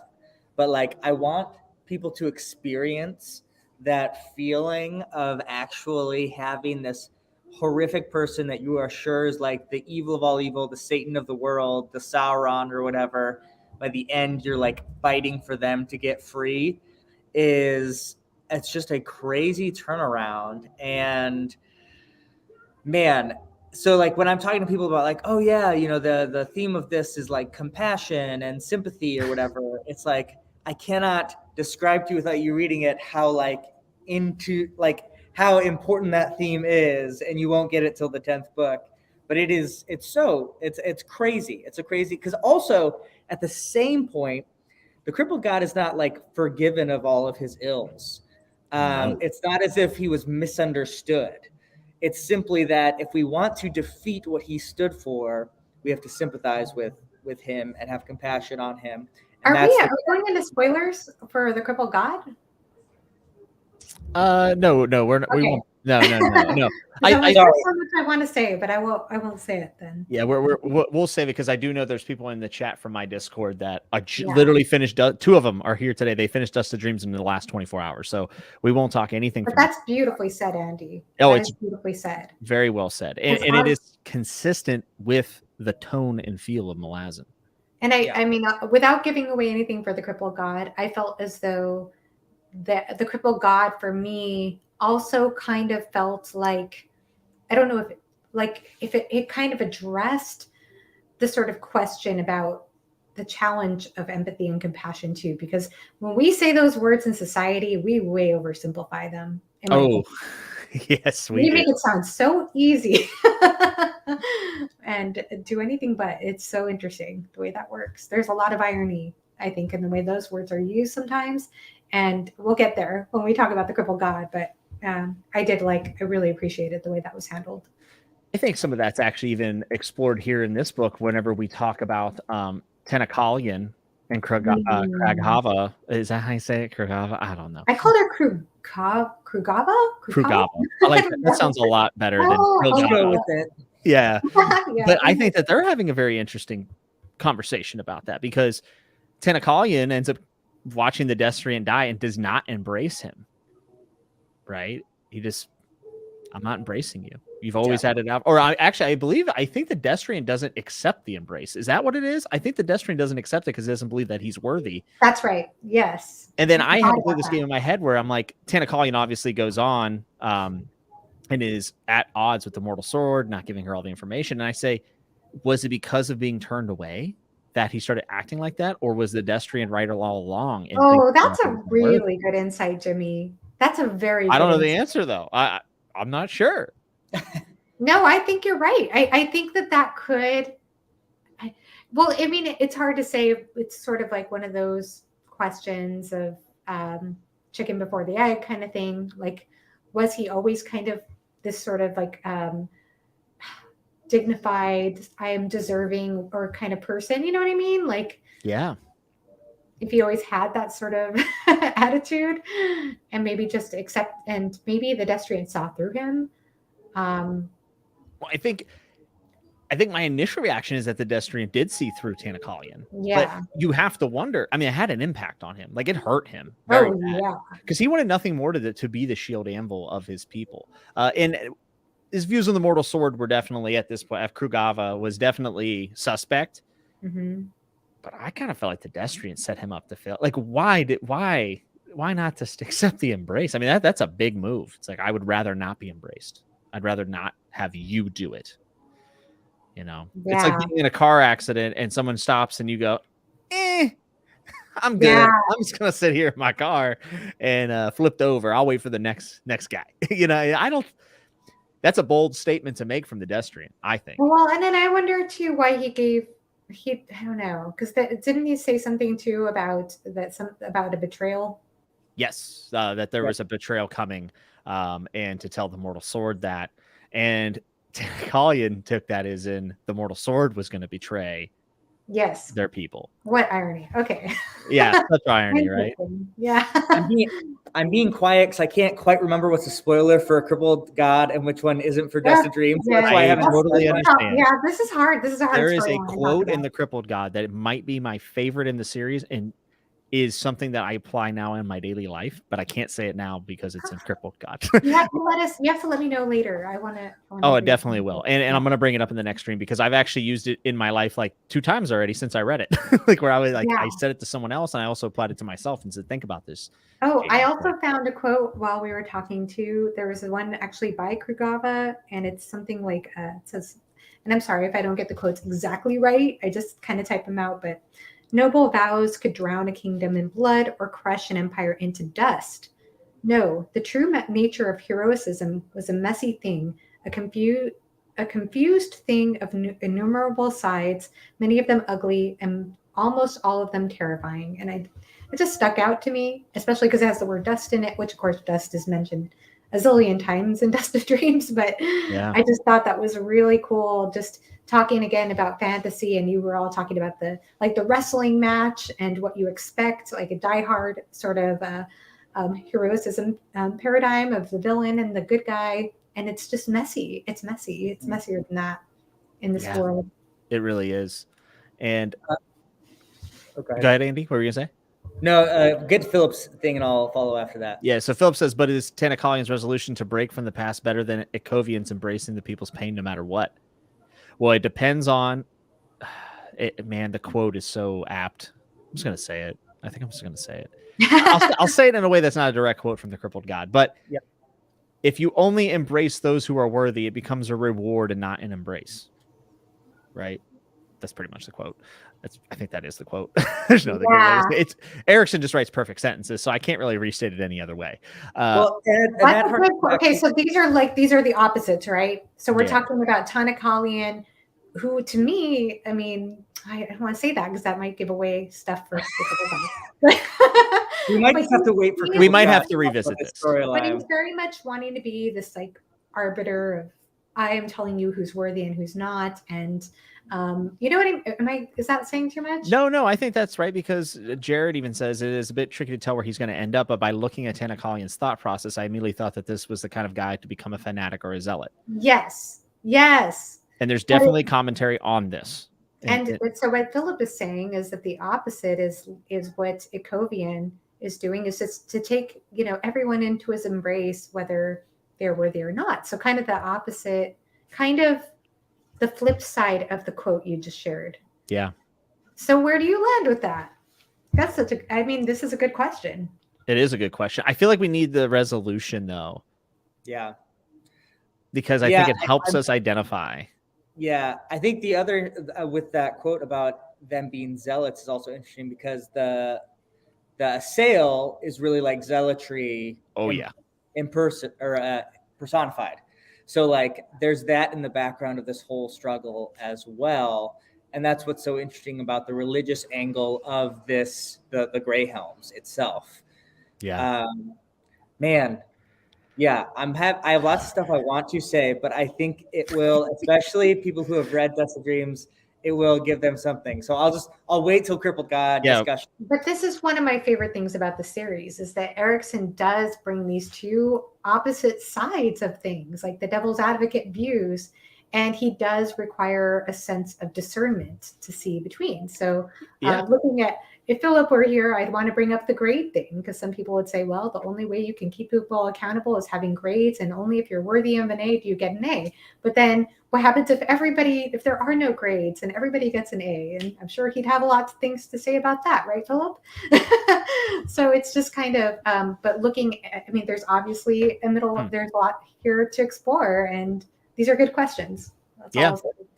Reward versus embrace is definitely something we'll talk about. Well, and of course, Toll the Hounds, Ikovian, the whole discussion of redemption that I think is so powerful, and that is all wrapped in this too, right? Like redemption without asking for anything is worthless, Rake says. Which is it? I don't know, folks. I don't know. Yeah, that's what I'm saying. It's like absolution has a price. Does it? It's a good question. There's so much I want to say, but I really do feel like I'm wondering, I think we're going to get more into the response to this in the Crippled God. Yes. And I'm not sure I have it 100% fleshed out from the Crippled God, but I felt like it was. I felt more resolved about this sort of Philip says, yay, no grades. You would be the Ikovian, Philip. Just kidding. The Ikovian of the grading world, but no grades. Yeah, anyway. So, or maybe that's the discerning point, is no grades instead of everybody gets an A or nobody does, that kind of thing. Anyway. Yeah, and AP also pointed out that there's a whole exploration about that point in Toll the Hounds, which I think is what Andy was also bringing up. Yep. The absolution redemption thing, right? Yeah. Mm-hmm. Yeah. My stance, just to answer it, I think absolution is not a helpful concept. I think that's probably what Erikson is trying to get at. Both redemption and absolution are real, but perhaps not helpful concepts in as much as trying to understand others and both your own past and living in a way to improve that and learning from that. And that's the ultimate goal of compassion, ultimate goal of living with that, which I think is very powerful. And of empathy too, of being willing to see from the other person's perspective. Exactly. And when you can live that way without expecting the hard edge of justice to destroy when you fall away from, I mean, I'm reading my own perspective into this. I grew up in a very religious household where redemption is a huge key, but for redemption to be meaningful, there has to be a hard justice. And that's what I always think about in these perspectives. And that's kind of the traditional fantasy thing, right? Like Sauron is destroyed, Satan is thrown into hell. Like that's the ultimate ending, where I like this ending is actually we still end suffering and hold that that's bad and defend humanity and goodness and love and all of these things. But it's not by destruction, it's by understanding and compassion. And I think that's why it's so powerful. Very powerful. And I'm going to come at this from a slightly different point of view. I'm not a Buddhist, but I have spent some time in Buddhist circles and reading Buddhist texts. And one thing that I learned from, I can't remember the name of the teacher now, but she talked about, there's this teacher, this monk, who talks about this the concept of karma. And a lot of people think of karma as, in a really kind of weird ways, but like, oh, you know, you're going to have bad karma now because you did something bad, or that, like they oversimplify it. But actually the way she described karma was really interesting. It's more like, from what I understand, it's kind of like cause and effect. And it's not like direct cause equals direct effect necessarily. It's more like, let's say that you were, you scowled at your neighbors every time you passed by them. So you're walking your dog and you pass your neighbors every day and you scowl at them. And then one day you realize, okay, I'm not going to scowl at my neighbor anymore because that just is kind of silly and doesn't make sense. So you decide to stop scowling at the neighbor, and maybe you decide to be kinder to the neighbors or softer or whatever. And the neighbor sees you, and even though you're not scowling anymore, they're still kind of like they still have this response, this visceral response to you, like you're going to scowl. But that's sort of a natural outcome of having done that over and over again. And over time, that might soften, and they might realize, oh, this person isn't going to scowl at me anymore, or whatever. I don't know. Right. Thing.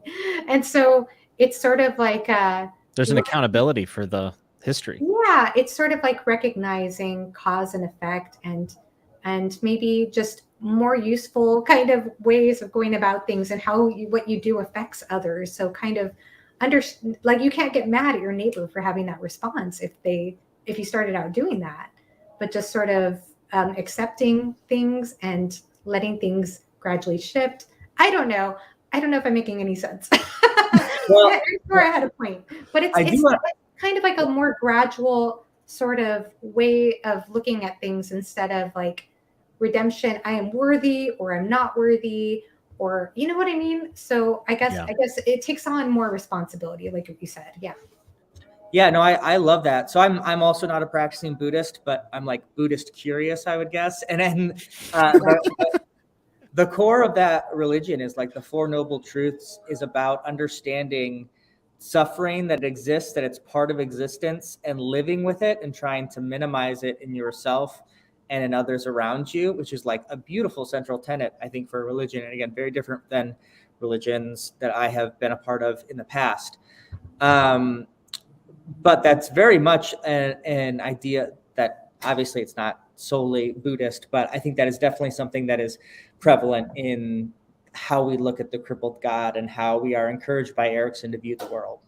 Yeah, absolutely. Like you can't just expect everything to just shift. You know, I guess that's what I kind of like too about the redemption arc idea, is that the idea is things take time sometimes. There's a processing time that happens for redemption to take place, but I don't like the whole like somebody decides you're worthy or you're not worthy, or you know, like there's a character arc in A Song of Ice and Fire that I have been wrestling with quite a bit on this millionth reread that I'm on, and I won't dive into it here, but these are things that I've gathered from Malazan that I have applied to that arc, and it's given me a whole new light on that character, and what redemption is, how do you achieve it, when is enough to make up for what you've done? I tend to go with the Stannis Baratheon approach of not all good acts don't make a good man good, and all bad acts don't make a bad man bad, or vice versa. You have to take all of them into account and apply justice to each point. But what is justice? Who knows? There's a lot of questions to be had, but the point is that even now, Malazan is starting to affect the way I read other text, which is awesome. I love that. I love that. I cannot wait for us to talk about the Crippled God too, because it's there. It's gonna be But this is a great book. I love Dust of Dreams too. I mean, without Dust of Dreams, the Crippled God wouldn't be what it is. No, that's because there's a lot of groundwork laid here, and there's more groundwork even in the back. And I kind of want to talk about AP. Kind of had a thread going in the comments, and he said we were talking about the Crippled God and what does that mean for everything retrospectively. He said, think back to the Tyrant in Memories of Ice and the reaction that people had when he wasn't punished but was saved. Yeah, I mean that's a very good point.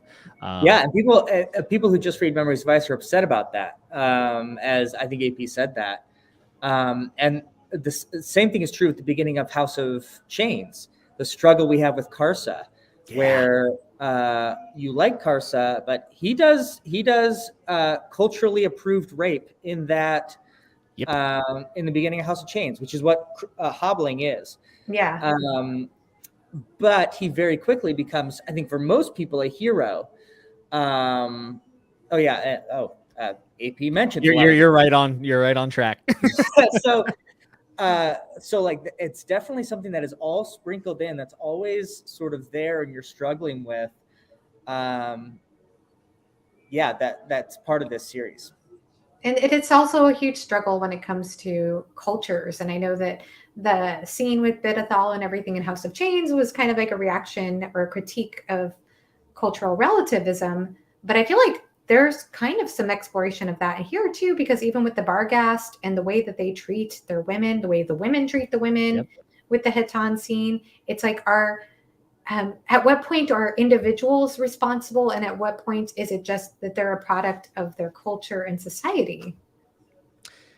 Man, yeah, that's a really good point. And are people in 20 years going to go, well, this guy from the Barghast had like a phenomenal idea, but he also was a part of the hobbling, but he was a product of his time, guys. Yeah, we do that though. Yeah, that's what I'm saying. We do that. Yep. But there were also people who existed in the same time as these Barghast that weren't doing hobblings. Yeah. So. Yeah. It's a rabbit hole. And I have to admit, I mean, I do that all the time. I'm always like, okay, I'm reading this sexist or racist content in this old sci-fi book and, or a fantasy book, but the person was a product of their time. Who's to say I wouldn't be the same way? That kind of thing. And it's a tough. You can't.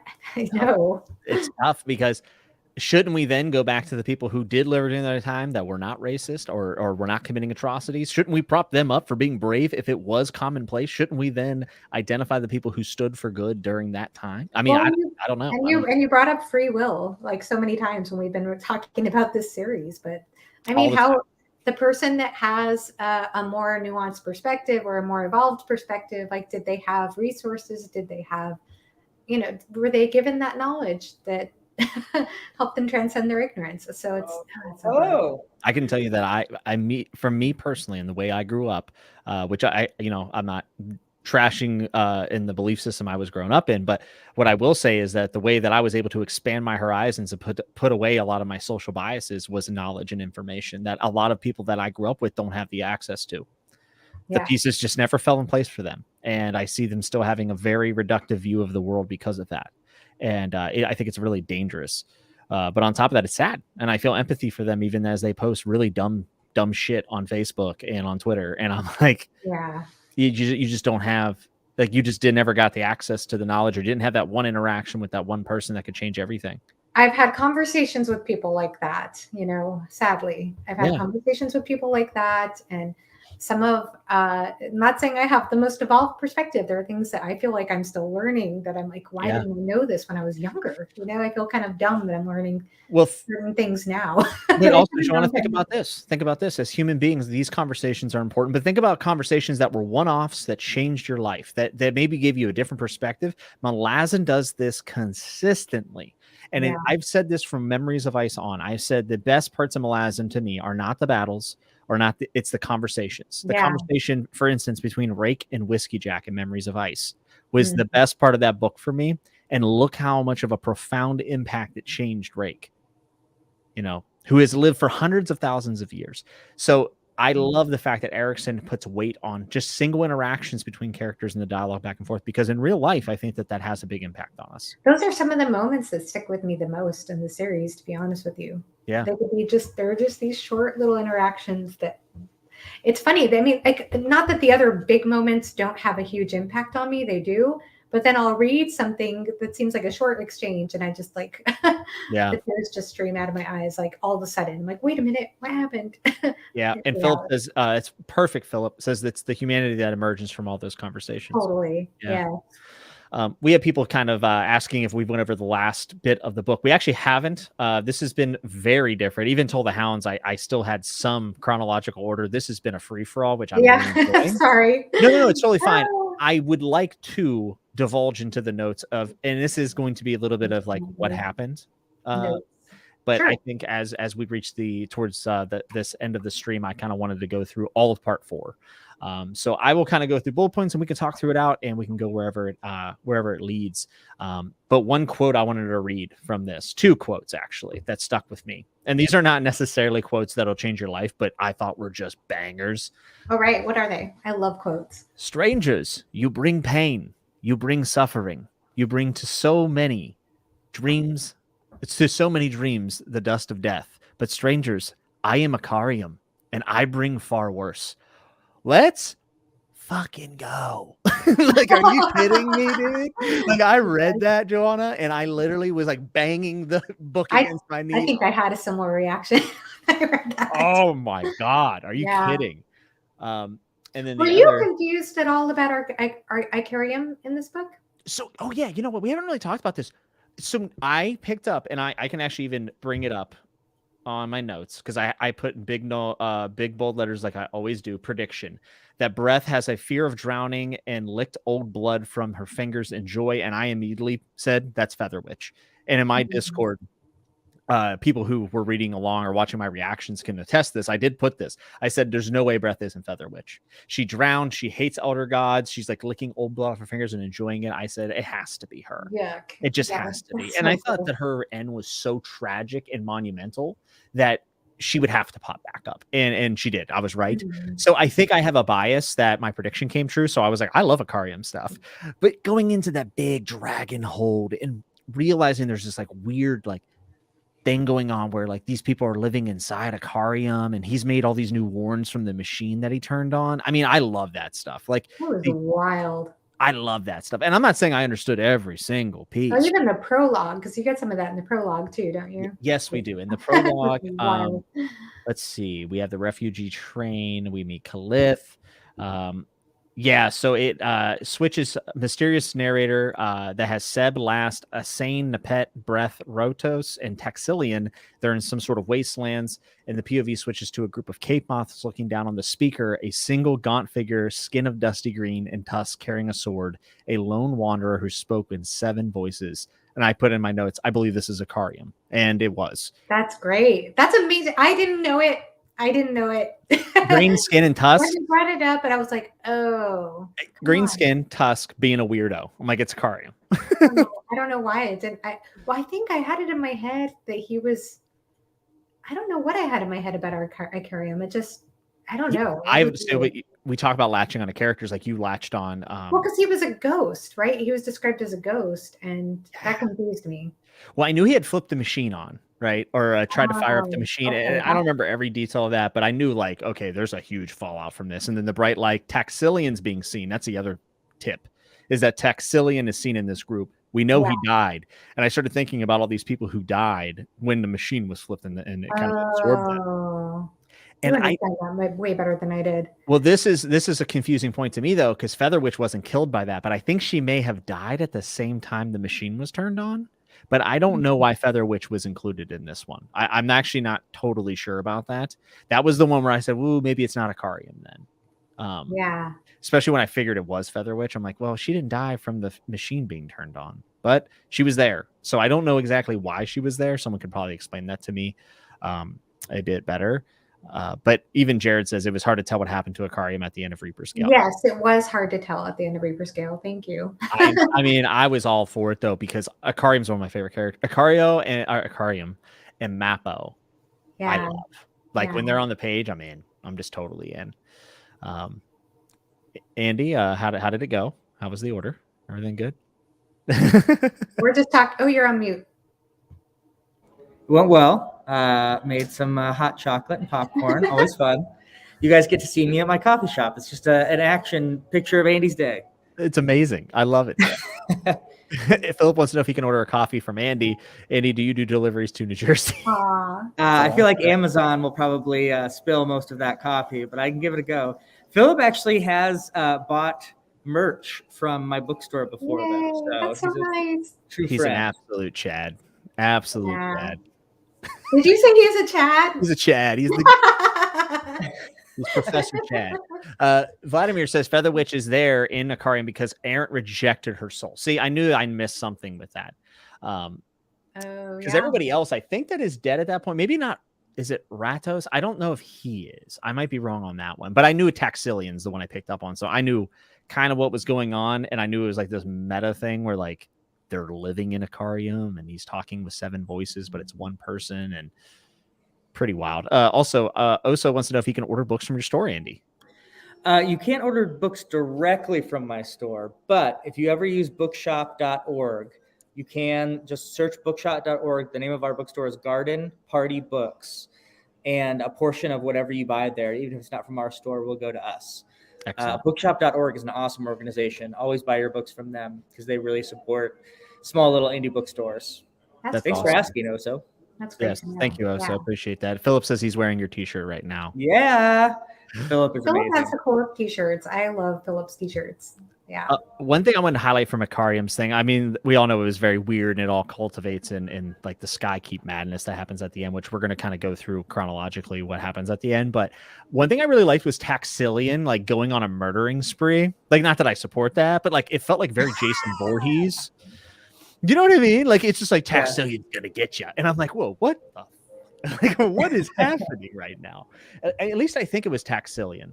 I might be, maybe I'm incorrect, but I just remember being like, this is like some Friday the 13th shit. And I thought Erikson wrote it really well. Oh, I'm sorry. It was Terralak Veed. It was not Taxillion. Oh. Veed going Jason Voorhees. He chopped Nepet's head off. That's right. Oh, yeah.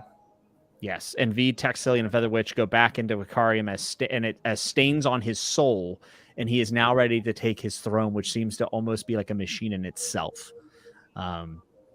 Which I didn't necessarily understand the whole throne thing with him, but I was hyped. So, maybe you don't support a killing spree? Not exactly. I will say, I think I said that. AP, nice. I should sell tweed t-shirts. That'd be fun. I'd buy one. I will say the thing that probably worked the least for me in Dust of Dreams, we've been very effusive with our praise, was the Akarium internal wandering Skykeep stuff. For me, I loved it. I understand why you would love it. It just did not work for me. I think for me, it's one, I'm very invested in Akarium, and the technology aspects that come from the Conchain Chamal and Akarium in the series is among my favorite things about Malazan. Like the fact that we just see like these inventions laying around that have went forgotten. And I love like archaeological, like, I don't want to say conspiracy because that gets associated with stupid shit, but like the idea that maybe there was technology in the past that people were way more advanced than we think they were. For instance, you like that stuff in Wheel of Time as well, right? I think I remember one of your videos you said there's not much I like about Wheel of Time. So okay, we'll put that in the pro column. I mean, I'm with you there, but that's one of the things, like people talk about Wheel of Time, they're like, oh, it's so cool because there's like some future stuff, and I'm always like, it's too on the nose. It doesn't do anything for me. Not really interested in reading Wheel of Time personally. I would like Wheel of Time more if it was more at the forefront, but it's very much like little like Easter eggs, and they're very small. But I kind of like that Erikson plays around with that, and I assume that he's an archaeologist. In my conversation with him, that he likes to think about these things as well, about like past advancements that were lost in translation or still have not been found yet. For instance, there's a relic that has been found, and I can't remember the name of it, but essentially it's like a very advanced compass, and it happened like 1,000 years before they ever thought anyone was really using compasses. So that changes the chronological history of how technology advanced through every society and who got credit for it. Like, it changes everything. That's very cool. Oh, it's fascinating. It has like gears and everything. And I know I'm doing a terrible job. I'd have to find the article. You heard it here first, folks. Jimmy believes in Atlantis. No, there's secret aliens that landed here in 10,000 BC, built the pyramids. And I'm also a Scientologist. I was shown a feature film in a volcano, and I understand everything. Sorry to all my Scientologist followers. The other quote that I wanted to read before we kind of start going into the chronological order of the ending of this book is, oh man, this is so good. All right. Hammering concussions shook the hills, sheared away slopes, leaving raw cliffs, boulders tumbling and pitching through the remnants of carnage. And still the darkness streamed down, converging, coalescing into an elongated sliver forming at the end of the figure's outstretched hand. A final report, loud as the snapping of a dragon's spine, and then sudden silence. A sword, bleeding darkness, dripping cold.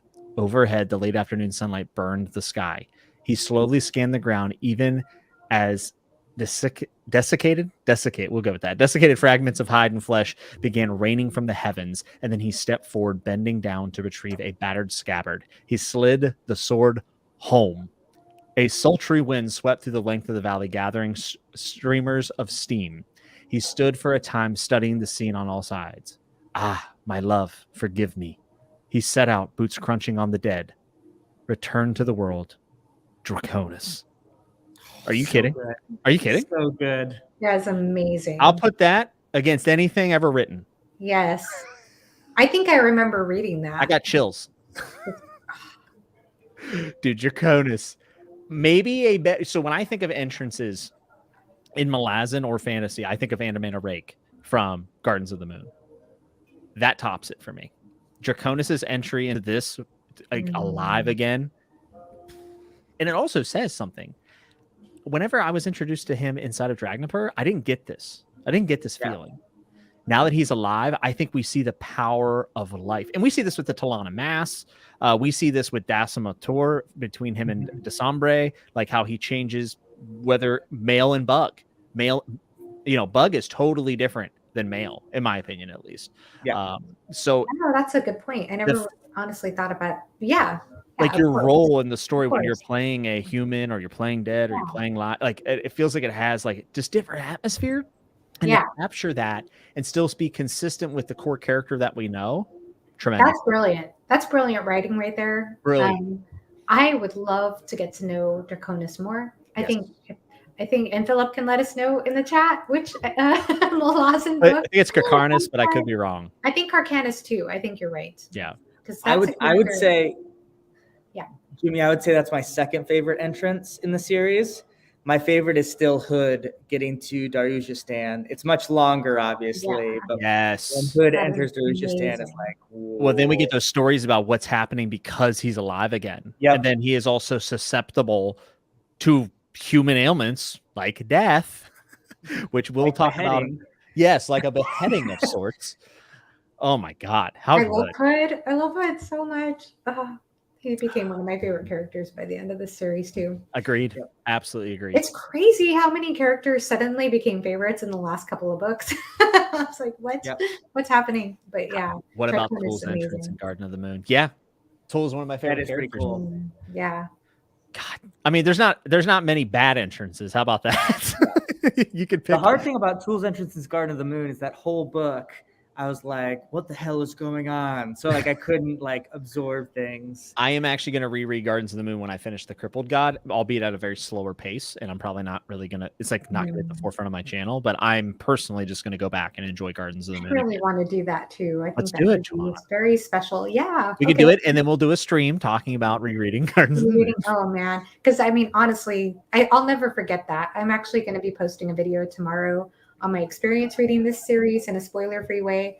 But that honestly, Gardens of the Moon still has a special place in my heart. I really, really do. In some ways, Gardens of the Moon is my favorite book. In some ways, and I understand why other people who are veterans of the series say that, and I get it. I really do.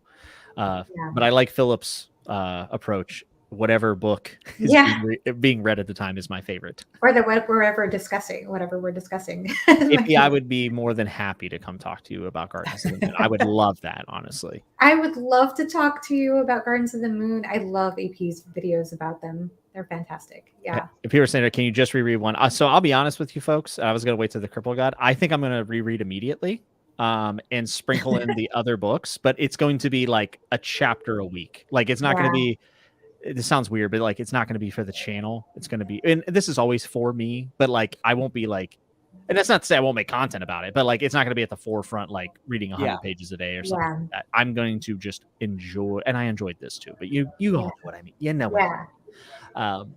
I have a question towards the end. So what did you all think about that whole plan with Kissware and Sinter and Masangalani, deciding to sort of abandon and split up and to try to help Tavor? What did you all think of that plan? Because that kind of was wild to me. I just always assume that everyone's smarter than me in these books. I'll be honest. Like I only question. This is probably bad, but I only question things when other people start questioning, like Ballistic and Kenneth, like questioning Tavor. I'm like, oh, maybe I should start questioning Tavor. You know what I mean? Yeah. So I didn't put too much thought into it. Oh, okay. Yeah. Probably because I'm dumb.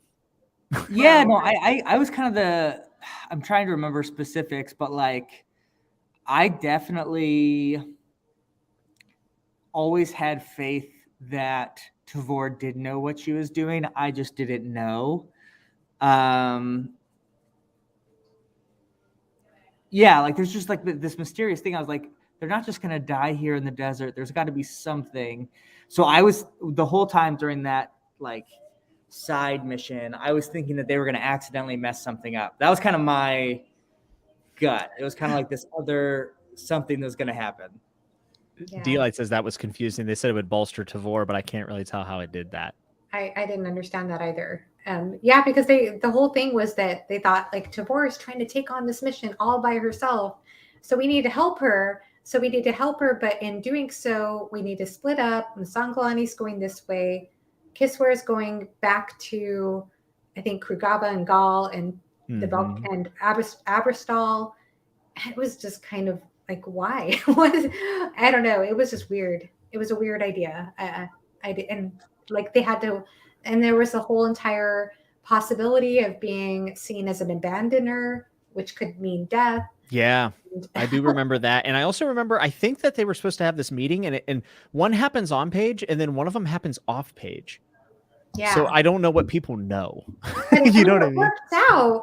It worked out so that I'm trying to remember how this went. So Kissware she ends up hurting herself and she ends up kind of going back with Gaul and them, but she's not wearing uniform and they're questioning her about that. And she's like kind of like lying about why she went back. She says Tavor Center, I think. And then with Masangalani, she goes ahead and that's when she discovers those Talani Mas, right? And that was really cool, by the way. Is that this book? I think it was it? I don't know. This all blends together. If I'm being, let's see.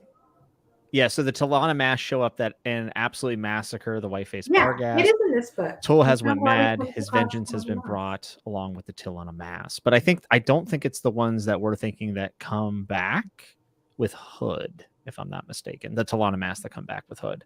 I think there were like 5 of them. I think. No, I know who they are, but I'm pretty sure that's in the Crippled God. Yeah. All I know is I remember when I was reading this book, there were suddenly so many new Talani Mas names coming out. Do you remember that? And I was just, I reached out to who was it? To Pranav, I think, on Discord. And I said, do I need to keep track of every single one of these Talani Mas names? Because, wow, I'm lost. And he said, no, and I said, or do I need to understand just their relation to Tool, like the deeper side of this, like a more like larger thematic aspect. And so that was kind of the direction I ended up taking it, was I just tried to understand okay, this is the overall idea of, and I'm sorry, I'm just going to stop speaking now on that point because I'm afraid I'm going to go into the crippled god. But well, there's a lot to happen with the Unbound, and Terrence says yes, they come across the 5 Unbound, which is correct, and the Unbound do work for the crippled god. They are like, that's literally how they're introduced. But if we remember, they're the ones that attack the wagon, or the cart with Chow and I'm forgetting his name. Help me out. The blacksmith, Kalam's cousin. Barathol? I think so. Yeah. So Banathol, yeah. I get them confused. Banathol, and then there's Banaskar, but it's Banathol. Yeah. So, and this is definitely Dust of Dreams scoped, right? So we know Tavor is wanting to free the crippled god. We know the Unbound now. Well, we've known that they're with the crippled god. So then I think, then why did the Unbound attack that cart? Like, that was a bad thing, in my opinion. But we're kind of cheering for the crippled god. Like, this is where I start to like having to cross my T's and dot my I's and make sure that I'm understanding everything properly. Yeah. And it was Barathol. Somebody put Barathol Mikhar. That sounds thank right. you. It's Barathol. Yeah. Yes. Okay. Thank you. I appreciate it. I want to see the filler says the idea is that the soldier develop a sense of when they are getting in over their head. The choice is deserting or getting help. They still believe Tavor, so they try and get help. Okay. It just seems like a risky plan. That's all. Like risky way to go about getting help. But yeah. Okay. Yeah, that makes sense. So that's why they just decided to take initiative there, because they were like Tavor, and there's a lot of talk about that, about Tavor. You see, I love the way this series explores Tavor.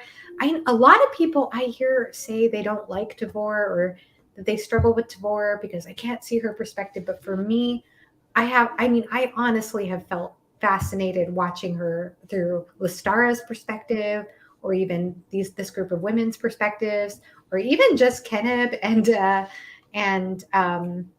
drawing a blank, Keneb and Lustig's perspective. Yep. Yeah, I mean, or Fiddler's perspective too, like, or Quickben's. I just think it's fascinating to see all these, like, it's much like Rake shifting around. It is like Rake. It is like Rake. And Alan and I have a lot to say about that. That we're gonna have to talk about sometime. Because well, I'll just say it. Probably gonna get in trouble, but I'm gonna get in big trouble for saying this. Well, I kind of said it already in the Toll the Hounds discussion. It's the same thing. Is that he does a very distanced approach to looking at Rake as he does with Tavor. And I feel like the more common thing you hear with people who read the series is, oh, I don't like Tavor because I can't get in her head. And she's not described in the most glamorous way. She doesn't have the sex appeal that Rake does. But for me personally, I did find Rake incredibly fascinating in Gardens of the Moon. And I thought he was interesting in Memories of Ice. But as I went along in the series, I just didn't feel that emotional attachment to him, honestly. Like in Toll the Hounds, I just felt a little distanced. That could be because I haven't read Carcanis. But with Tavor, it was the opposite. I felt like the more I read on in this series, the more and more fascinating I found her. And I find it all the more fascinating that this is a woman who is not fascinating based on her sex appeal too. So I also like that aspect. Honestly. Well, she's in a very bad state until she finds. Well, nope, that's Crippled God. Anyways, Tavor does not. Yeah, she's actually described as being like very frail, and you can tell everything's taking a big toll on her. And she's going into this battle leading his army, and she's like in bad shape. I mean, they're all in bad shape, right, as they march. But it is described in this book too about how she's always withdrawn and she's always by herself. And Listara is always trying to break through. Listara is always trying to break through, but even she is starting to run away after dinners and stuff because she can't stand to be around it. And I think that's a pretty realistic depiction of someone that's going through a lot of turmoil. Like, you try to be there for them, and then at some point for yourself, you have to kind of back away, and that's really tough to do. Yeah. When you care about the person. I think Tavor is the best. Like, that's what the series is about for me in a lot of ways. And when she's on page, I can tell you that's the number one time. Like, her and Krupp. I'm just kidding. I just want to make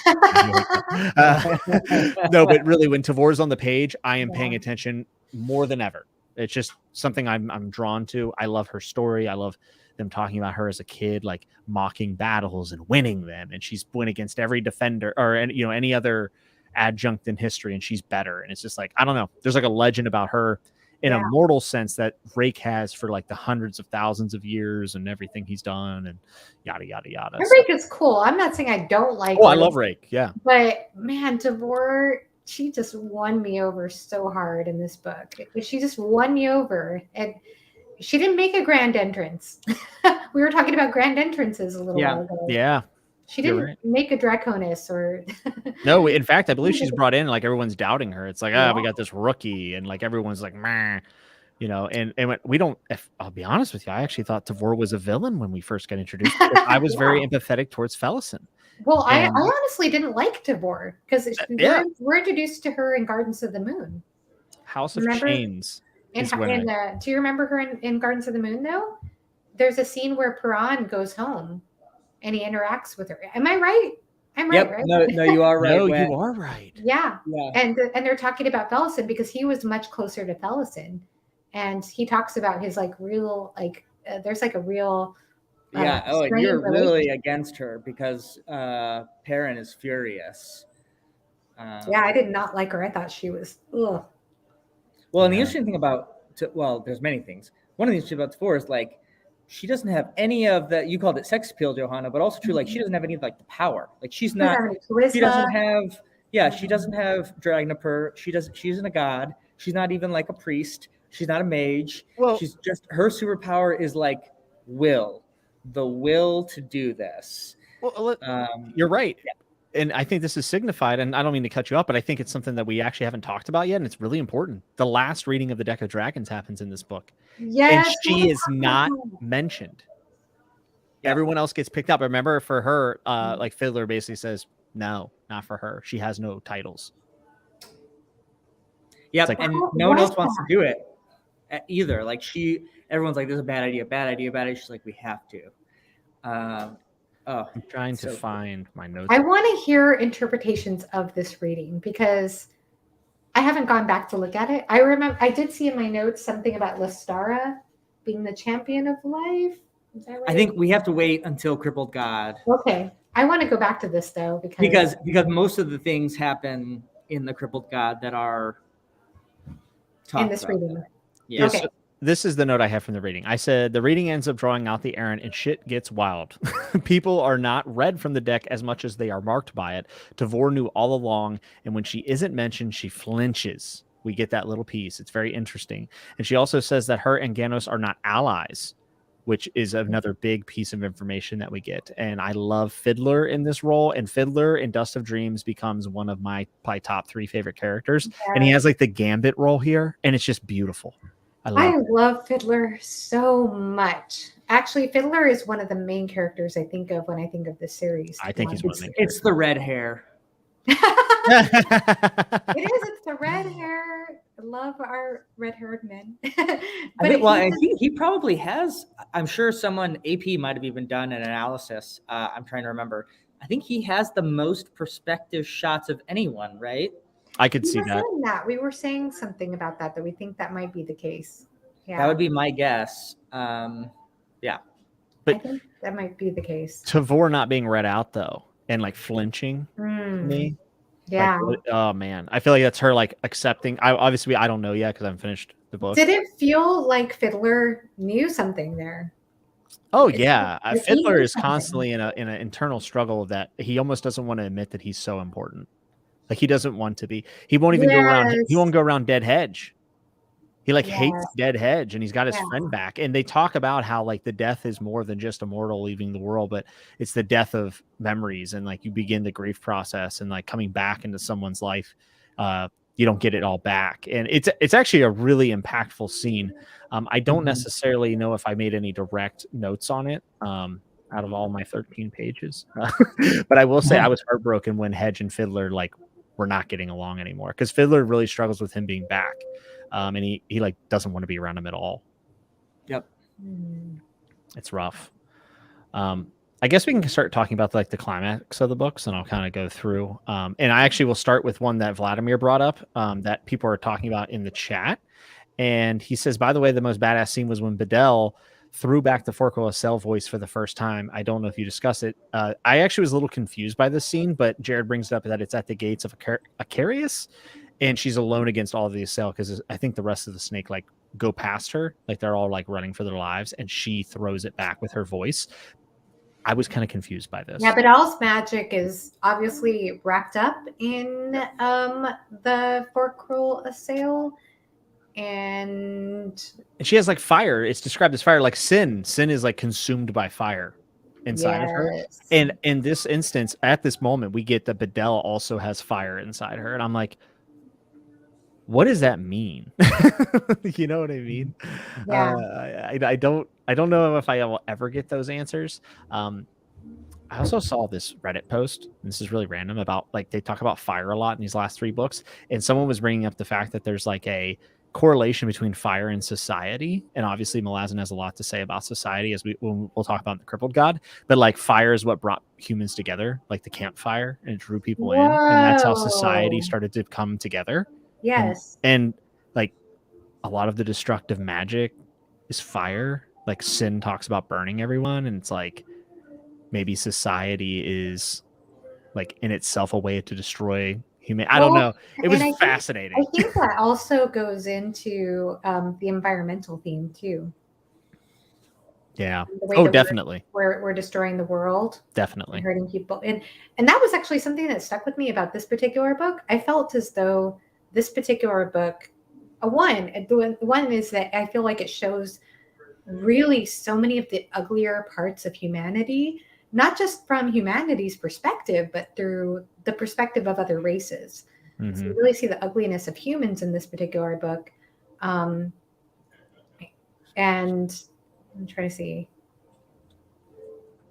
Yeah. Some people are saying Bedell is half blood Forquilla Cell. That would make a lot of sense. Yeah. She's watered. Okay. Yeah. Interesting. Yeah. I don't know. I found it an interesting critique on on that perspective, because especially as we're looking at the Forquilla Cell and the Crippled God, and like in fantasy looking for the big baddie, but I feel like as far as this book is concerned, it is kind of a reflection back at ourselves. Oh, definitely. And it's always cool to have that through the lens of, Alien could change them all, and everything else.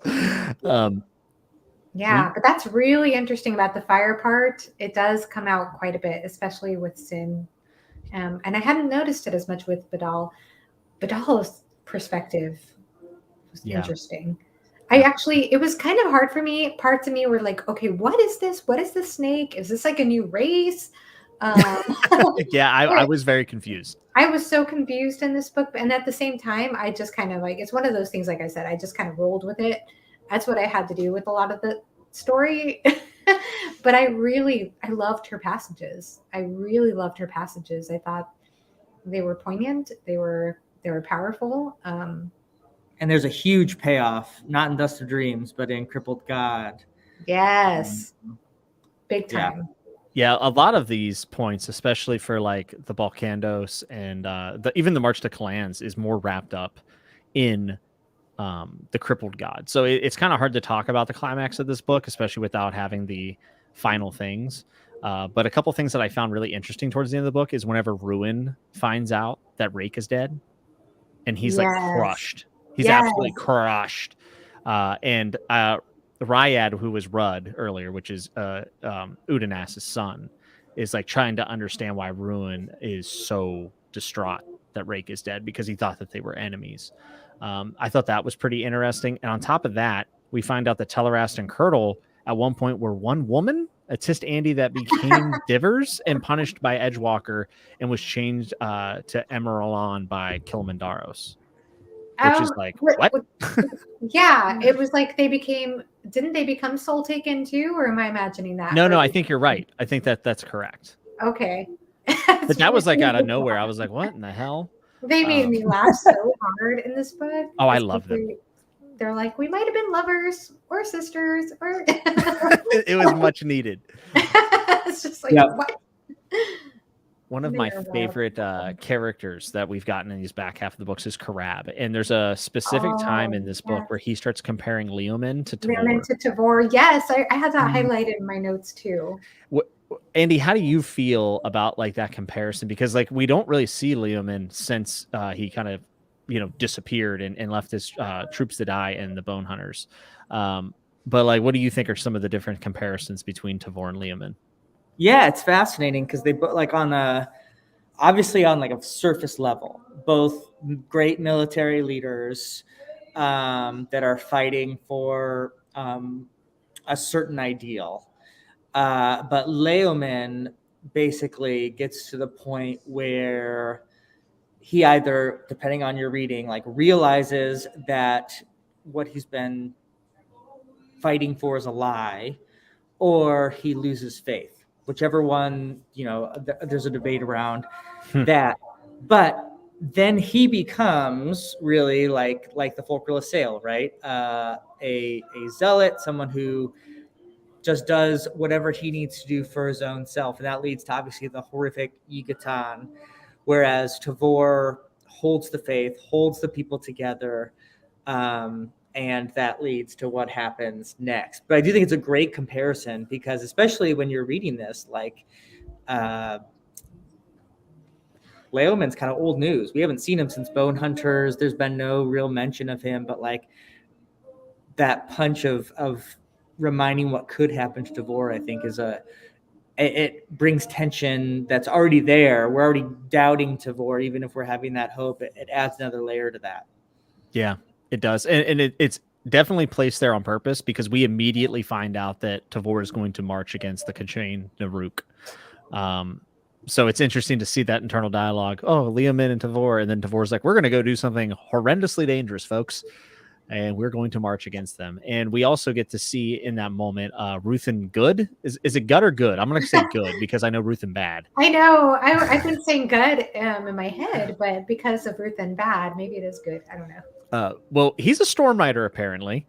I don't know what that means, but he like just runs out to give the Bone Hunters a good view. I don't think that's ever explained what it is, like he is. I was looking at a Q&A from this book with Steven Erikson with some readers, and I think you're right. I don't think we necessarily know exactly what it was, and I think he said one of the ice books will talk more about it. Okay, that's good to know. Stone Wielder, I think. Someone tell me for sure if I'm right there. Well, we just have it's definitely good.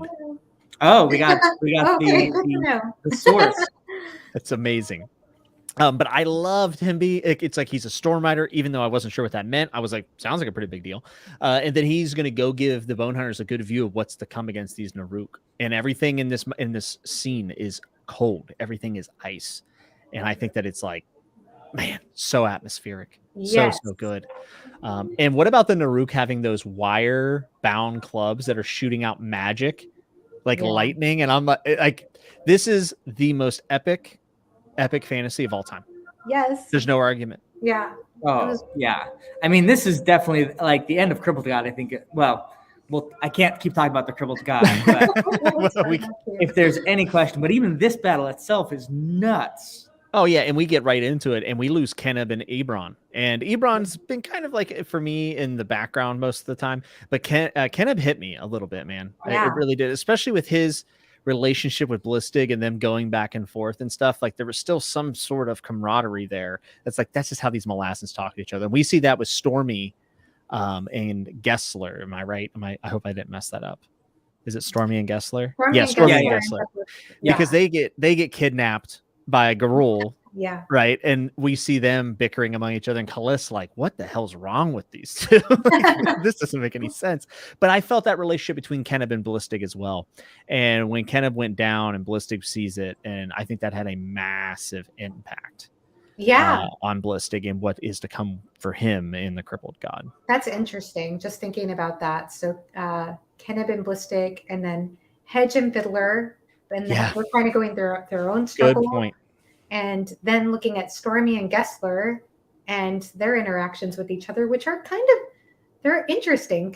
All these little relationships, they're They're not just all happy. They're not happy-go-lucky brothers. No, they're real. They're real, and, Yeah. and they play out in front of our eyes. We see these correlations between all this stuff in the middle of what is, to me, at this point, the best action big battle thing I've ever read, and that is such a masterful touch to have personal impacts along with the oohs and the ahs. That's so important, and usually what people get one or the other right, and I don't know if I've ever seen anyone do it quite as well as this. Like, I really think that, and I'll finish the Crippled God today or tomorrow, but I'm telling you now, as of not having finished the Crippled God yet, that Dust of Dreams probably has my favorite conclusion of any of the books. Yes. And Quick Ben goes off.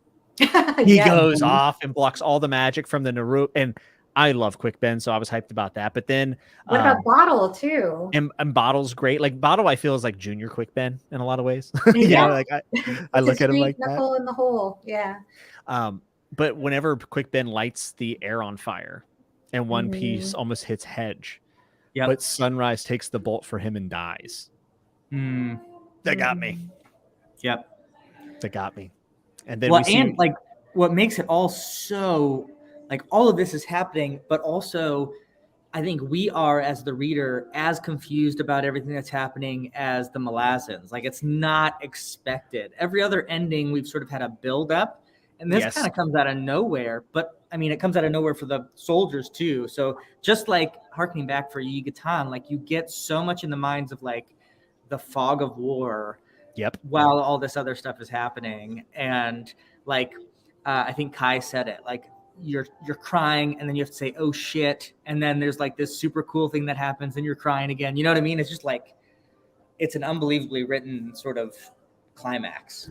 Yeah, it's overwhelming in the best way possible. Because like the Kundrel slam into the Nuruk lines, you're like, well, there goes the Kundrel, they're dead. And then we see Ruthen Good go down. We're like, we don't know what happened. Is he alive? Is he dead? He did this amazing heroic first charge. I got so attached to Ruthen Good, and something that Steve has said when talking about Ruthen Good is that Ruthen Good is a very good example of someone who's been in the background in a lot of other books and shoulders their way to the front into the showcase, and like there's no denying that. And when I read that in the Q&A for Tor that Steve did for this book for the read along, and when he said that, it just clicked, and I was like, man, that's a great way to describe what happens with characters in Malazan. And I'm right in thinking that Ruthen Good is the one who was with Scanero. I want to say yes, that is correct. Scanero and him have a thing. Yes. That was kind of sad, when she dies, and then he kind of accepts that that's sort of going to be the case for him, because he's been around. He's sustained by so much magic that he says that he would be less than dust if not for that. Yes, and a lot of people think he's an elder, but he's not an elder, and he's cold, but he's not Jaghut. It's Ruthen Good is fascinating character, and brave, and doing the right thing, at least for what we consider to be the right thing.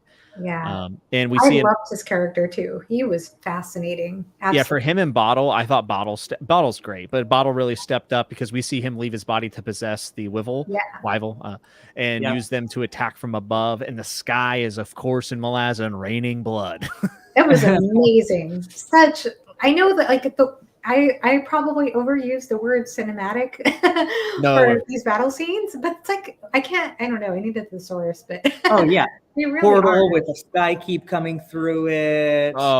It's dinosaurs with magic guns, and Lestara's dance. I also love that's my next point, actually. And I did want to touch on Terrence real quick. He said that Karab's inner monologue between him and Tavor is such a powerful discussion about the leadership in particular movements and the important role that doubt plays in opposition of blind faith. Yeah, we kind of touched on that, him comparing Leomin to Tavor, and I thought Terrence actually said that much better than I did. That was beautifully said, Terrence. Yes. I feel as though the thing I love about Korab is he's such a consistent character, even though I don't know. I know he sort of made a huge shift, obviously, in the Bone Hunters. That was a very strong character shift, which was awesome. And we've already talked about how awesome it was many times. But he's also just so consistent, too. Like, he's so clear. He's so clear in himself, like his integrity and what he values and the things he questions. And he's very much all about the glory of war, too. And that stays consistent as well. Yep, absolutely. Steve actually has a comment here. He says, "I write cinematically, especially battle sequences. I see a film play out in my head, and simply record what I'm seeing. Basically, in writing novels, I am describing films in my head. I have, I mean, I am not an author, but when I write, I also think like this. My entire short story that I wrote was just based around one cinematic scene I had in my head. When I think cinematic, though, the number one thing I think of Malazan is now Dust of Dreams ending with the Sky Keeps, but also the ending of Midnight Tides when the coin rolls in. That's like the greatest scene in fantasy. I mean, it's like the visual aspects are so powerful in these Malazan battle scenes. But and I know I hear a lot of people who love fantasy who will honestly say they're not big fans of battle scenes or military aspects in fantasy. But for me, I think I am a big fan of that, but it's the way it's done. And I feel like it's done so well in these books because it's immersive, it's atmospheric. Yes. There's a feeling in the air. It's more than just the cool thing happening here and over here and the visuals that you see with all these different creative effects happening. It's the feeling you get being in that scene that really also makes me feel like every time I come out of these battle scenes, it does feel like coming out of a movie theater. You know? It's just like, whoa, what happened? Oh, it's daylight outside. What? Or it's nighttime outside. You know how it feels coming out of a movie? I just wanted to, on the Steve point that he made about writing cinematically, since we have him on here, I'm curious, Steve, you don't have to answer this, but a lot of your battle scenes harken back to me to a film called Come and See, if anyone has seen that. It's a Soviet anti-war film, I think 1985, by L.M. Klimov. I don't know if that's how you're supposed to say it. That's who directed it. But it's this brutal scene, and the fighting, that movie, if you're a Malazan fan, I would really recommend it to you, especially while you're reading or thinking about Dead House Gates. It's this horrible film about the realities of war. And when Steve said that just like kind of brought to mind that film particularly. But sorry, that was a tangent. It's all good. Sorry, cinematic tangent that my nerd brain had to go to.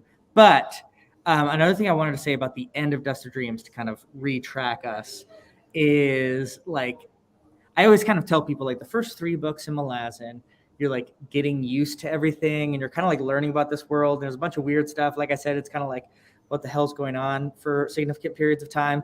And then like the next 4 are like expansive, where like you kind of have this core that you understand and then like more stuff happens. There's more continents.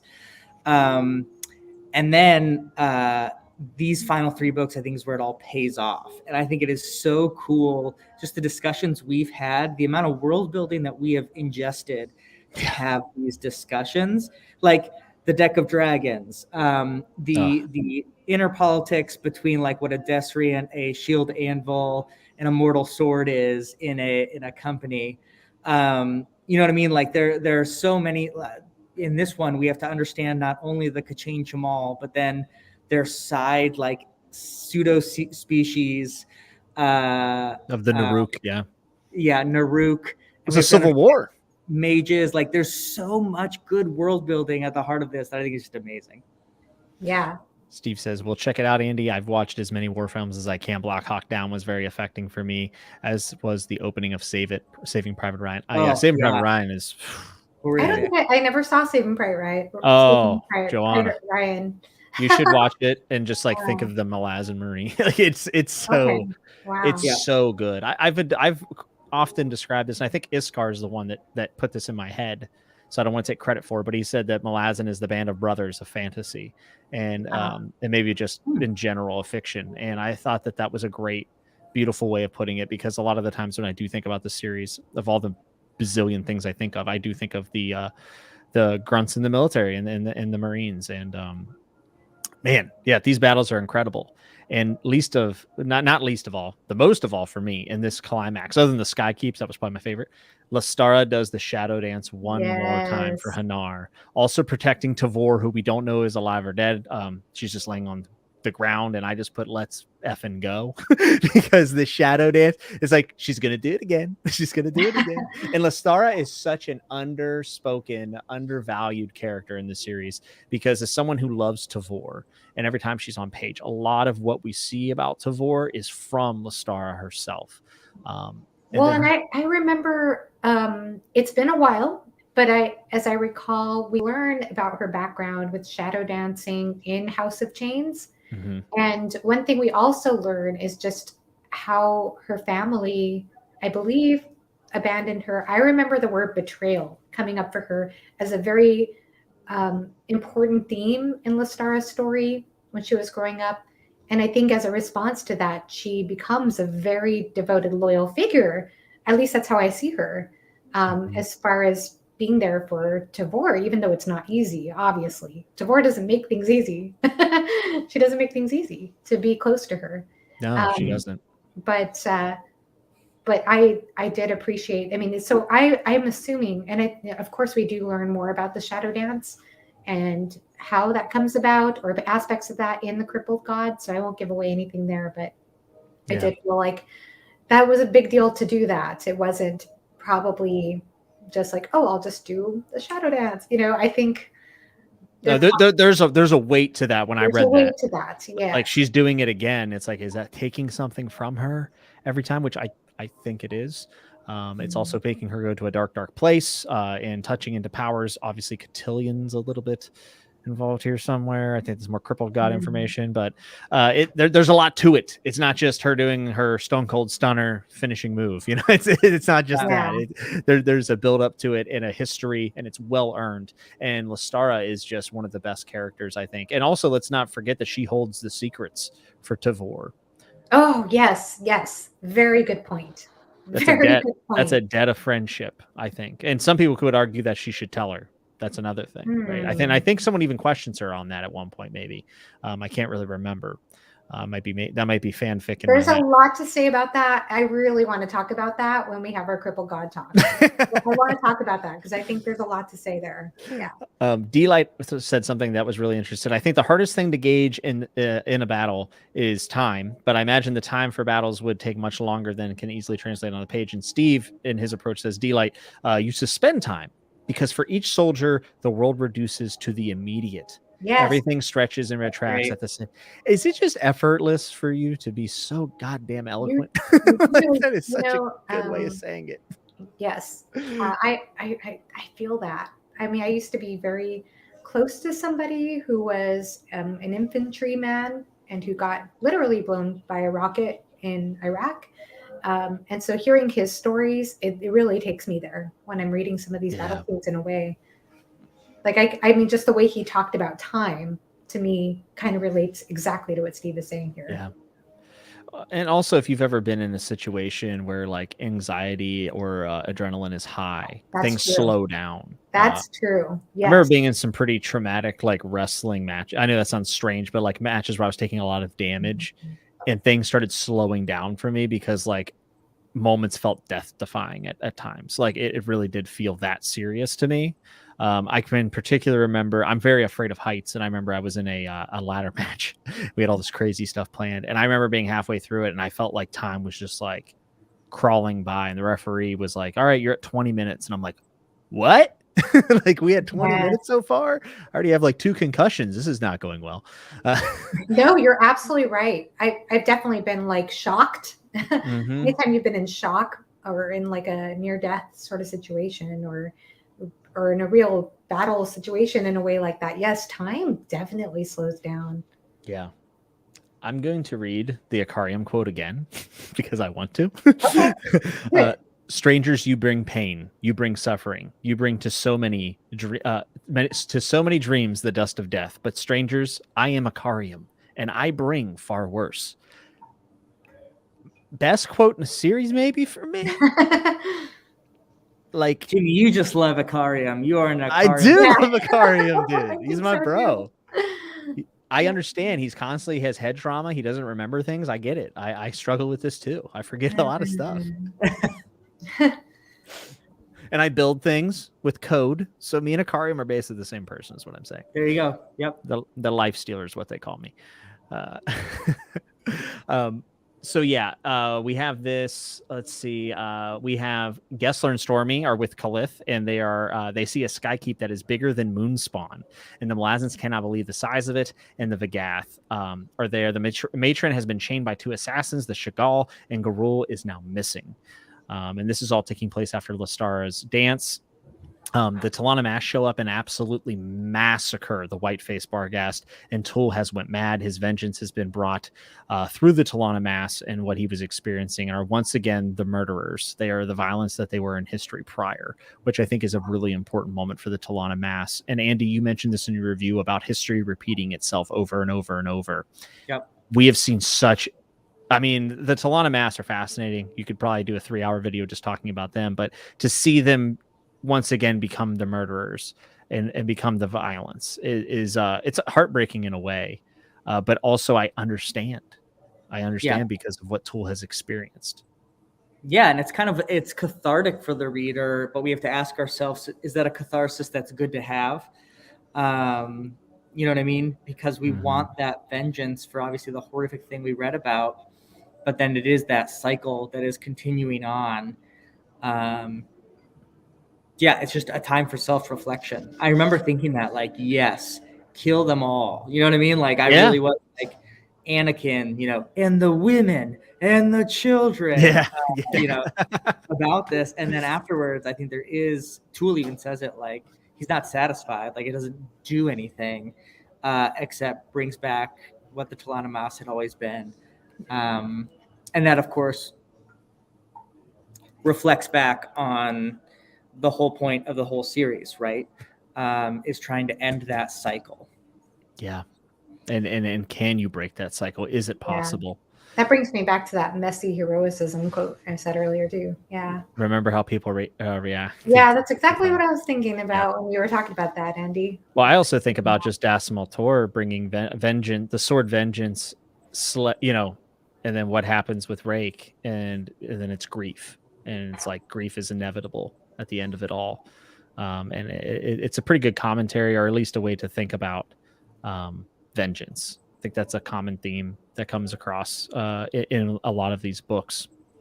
It's something to think about because, like, I love a good vengeance story. Like, that's definitely one of my guilty pleasures, if I'm being honest. Because, well, for one, you know, it is fiction, so I can just blindly root for that. But that's not what this series is, right? We know that. It's not a it's not a surface. It's almost a critique of our desire to blindly root for that. Yes, that is exactly correct. At least that's how I take it. Yeah.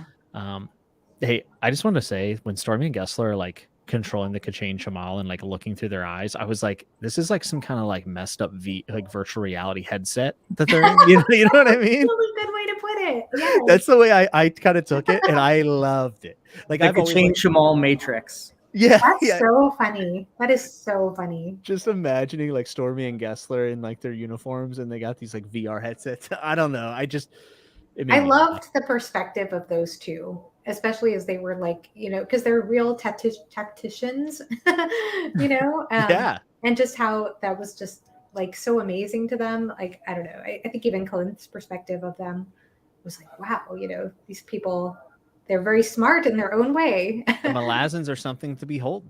Yeah. They really are, especially like Andy said, you know, in a situation, we've not seen them in a situation where like they've been proven to, I shouldn't even say proven to be confident, but they're always against such massive odds. And they are again here, but them overcoming them and still fighting and staying put is just like, these people are of a different breed. I don't know why, but that's something I oddly enjoy too. I don't know what, because, you know, I enjoy playing tactical RPGs sometimes. And so I just love it when I see characters kind of planning out their tactics or strategies and things like that in books and how they're going to do what they're going to do. It's just, I don't know. That's so fascinating for me in a fiction book.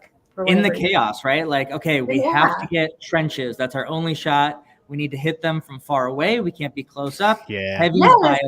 Heavy's bias time, so they have to go to the front and just hold them off with like literally their bodies and their strength, while other people can figure out, like, you know, it's not just like, you know, this person's good with a sword, and so they're just, you know, waving their sword around, and that's the battle. It's like this is how humans have to fight when they're fighting big battles, which is really really cool. Yeah. It's like you actually get to see them be intelligent in a way, like in that sort of situation. Yeah, I mean, like, I think is it Gaul who leads one of the charges? I'm forgetting who is where, but like they know that the charge isn't going to work, but it's necessary to buy time for formations to, like that's an emotional moment that's necessary because of the military moment. Like none of this stuff is isolated, but it's important. Yeah. I love that stuff. I eat that up. I really eat that stuff up. And then while this is all going on the ground, right, we have a massive battle with sky keeps, like warships that are battling, and it's insanity, which I loved. And Ikariam uses Aaron's eye to create an Azeth to capture the Naruk. And I believe that this, I said, I believe that this could be the end of Ikariam, but who knows? We'll get answers for that in the Crippled God. He heard Bedell in his head before he sealed the Azeth. Can someone explain that to me? Or do I have to wait to the very end of the series? Because I'm not sure what happened there. And Bent and Roach show up with Sin and Grub. So they emerge, I believe, from Ikariam's warns at the end here. But can someone, that was Bedell in Ikariam's head at the end. That was my understanding. That was my understanding. And how she did that, I'm assuming, is through her magic. I think so. I would say, magic. And is that, and maybe that's connected to, is that connected to the desert? Yeah. So I think the easy way that I sort of square this in my mind is, and this goes back to like why Bedell was able to like throw the voice back at them. I think there is a specialness to the glass desert that is not just that it's a bad desert. I think it's like as the Dead House are sometimes powerful in their particular ways, I think this desert is mysteriously very powerful in certain ways, especially to those who resonate with it. And Bedell just has a special resonance with this place, and that allows her to have some of her special abilities. That's sort of my headcanon and how I understood it. Yeah, that was how I understood it too. Okay. And it is a mysterious desert though, right? Because not all magics seem to work. Well, we get a lot more information in the desert in the Crippled God. Okay. And I don't think this is too much of a. Well, it may. Never mind. Okay. Okay. Hard to do. Sorry. So just to put a kind of a period on this battle, I think that this is one of the most insane, ridiculous, amazing.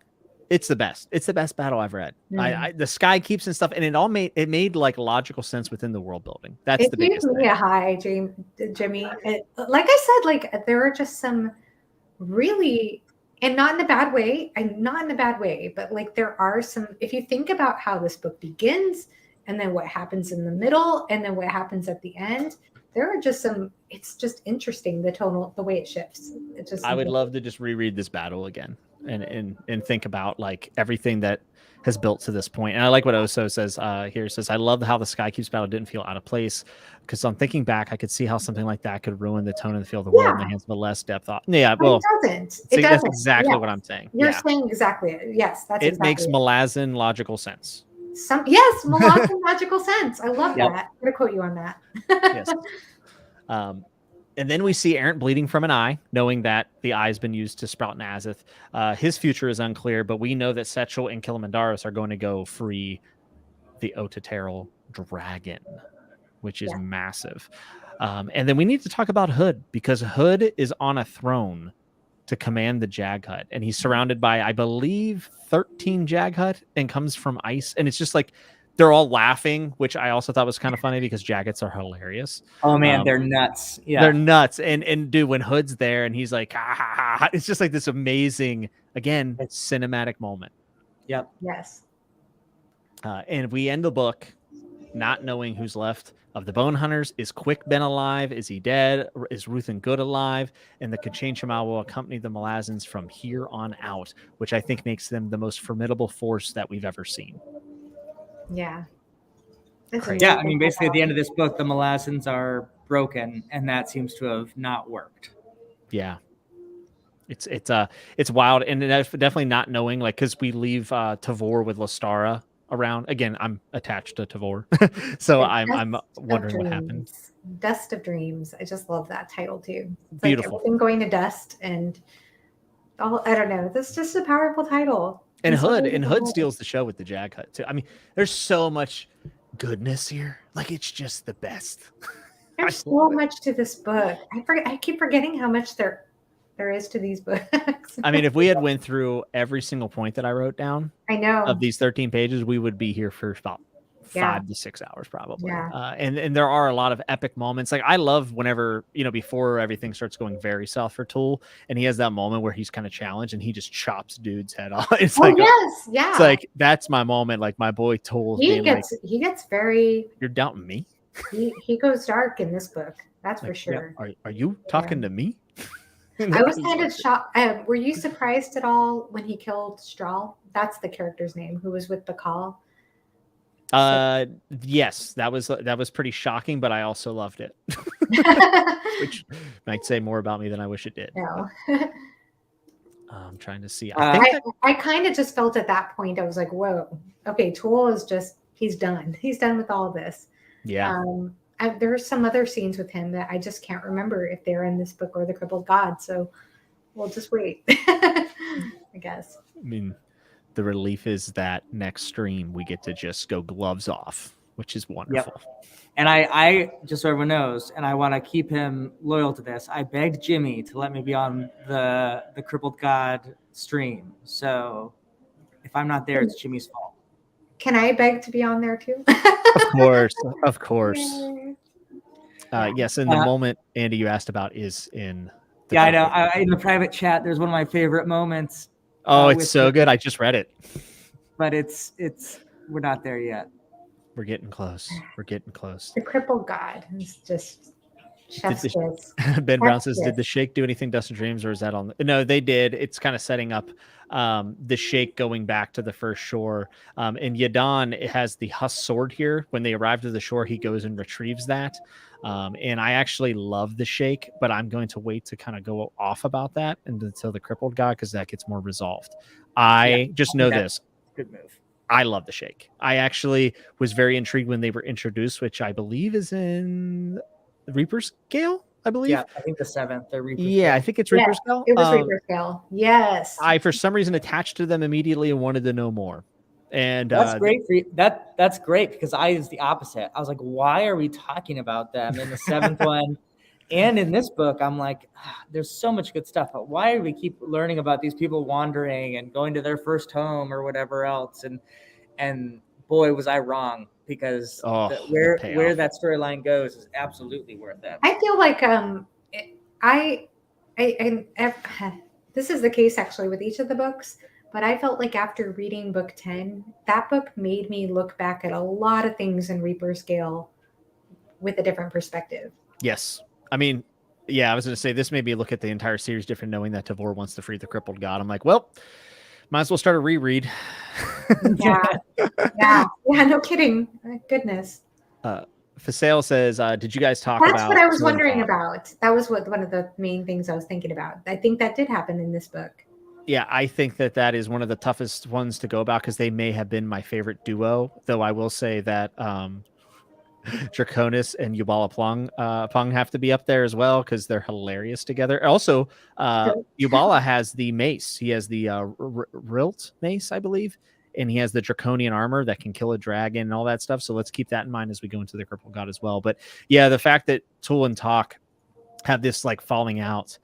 I feel like it would be so cool. Maybe AP, I could ask him to do it, but I think it would be cool to see a close reading of that particular scene. Yes. AP and Steve, if you are willing to do a close reading of that, I would love that.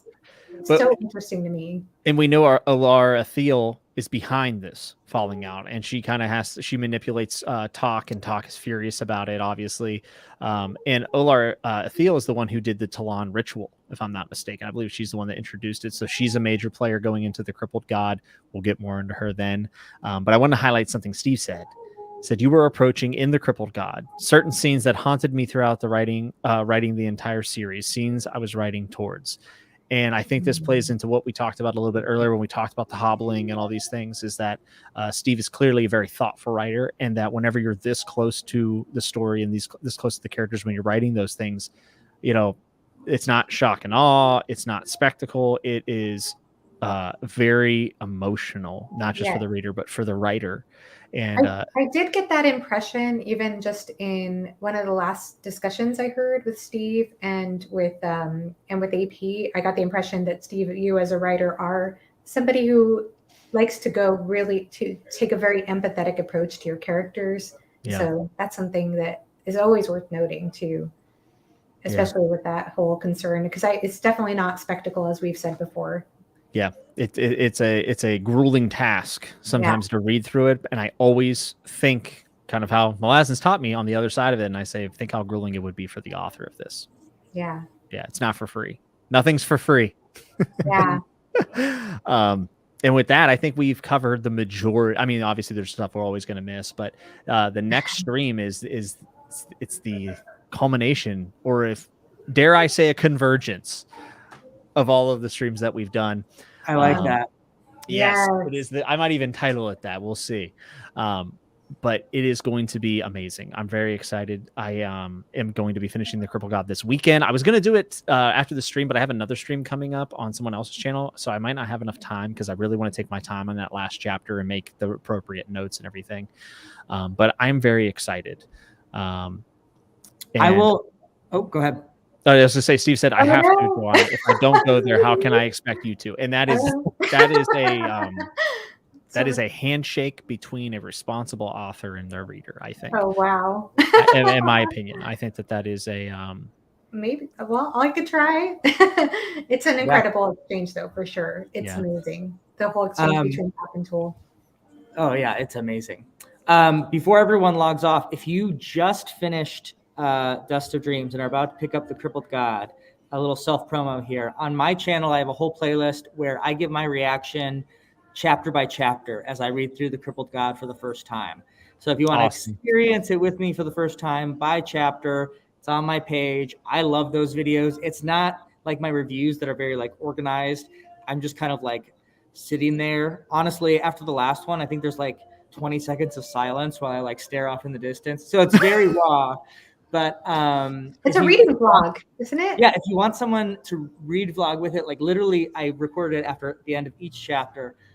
Check that out. I'm really proud of those videos. So I thought this would be a good place for you guys for me to give a little self promo. Well, I'm going to watch those Andy's now. Malazan content is amazing. It's amazing. It really is.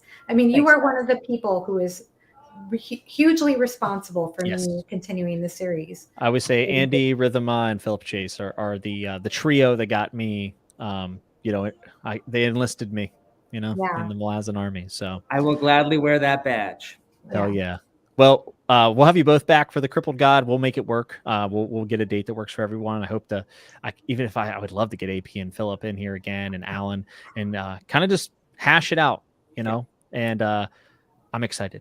I'm very, very excited. Maybe you can see me in my various different jobs again next time. Yeah, I mean, honestly, that was great. The travel through you with into the Warrens. Yeah, exactly. My 3 different Warrens. These new planes of existence. It was wonderful. I want to thank everybody, especially Steve, for being in the chat. That's always an amazing experience to be able to talk to the person who is who's responsible for this amazing series that has honestly, in a lot of ways, changed the way I view myself in the universe. Absolutely. I will echo that. And Steve says, I am so grateful for y'all for keeping this series. It's our pleasure. And we it's hard to put into words how important this has been to me. And I think a lot of people would say that they feel the same way. I know Johanna and Andy feel that way. So it is developed a community around me that I think is irreplaceable. Absolutely. And I feel very privileged to have people like you, Johanna and Andy, and Philip and AP and all the rest, and all these people in the chat. So thank you, everyone. I appreciate you. Thank you, Jimmy. Thank you, Andy. Thank you, everybody. Yep. Johanna, Andy, make sure to go check out their channels, hit subscribe, check out those. I'm going to check out Andy's vlog before I finish up the book now, because I want to see these things. And I think it's going to be a lot of good fun to be had. So that'll be it for Dust of Dreams. We'll be back for the Crippled God soon. And you can check that out on the community tab. But until I see you next time, be good, be safe, and remember to always keep turning the page.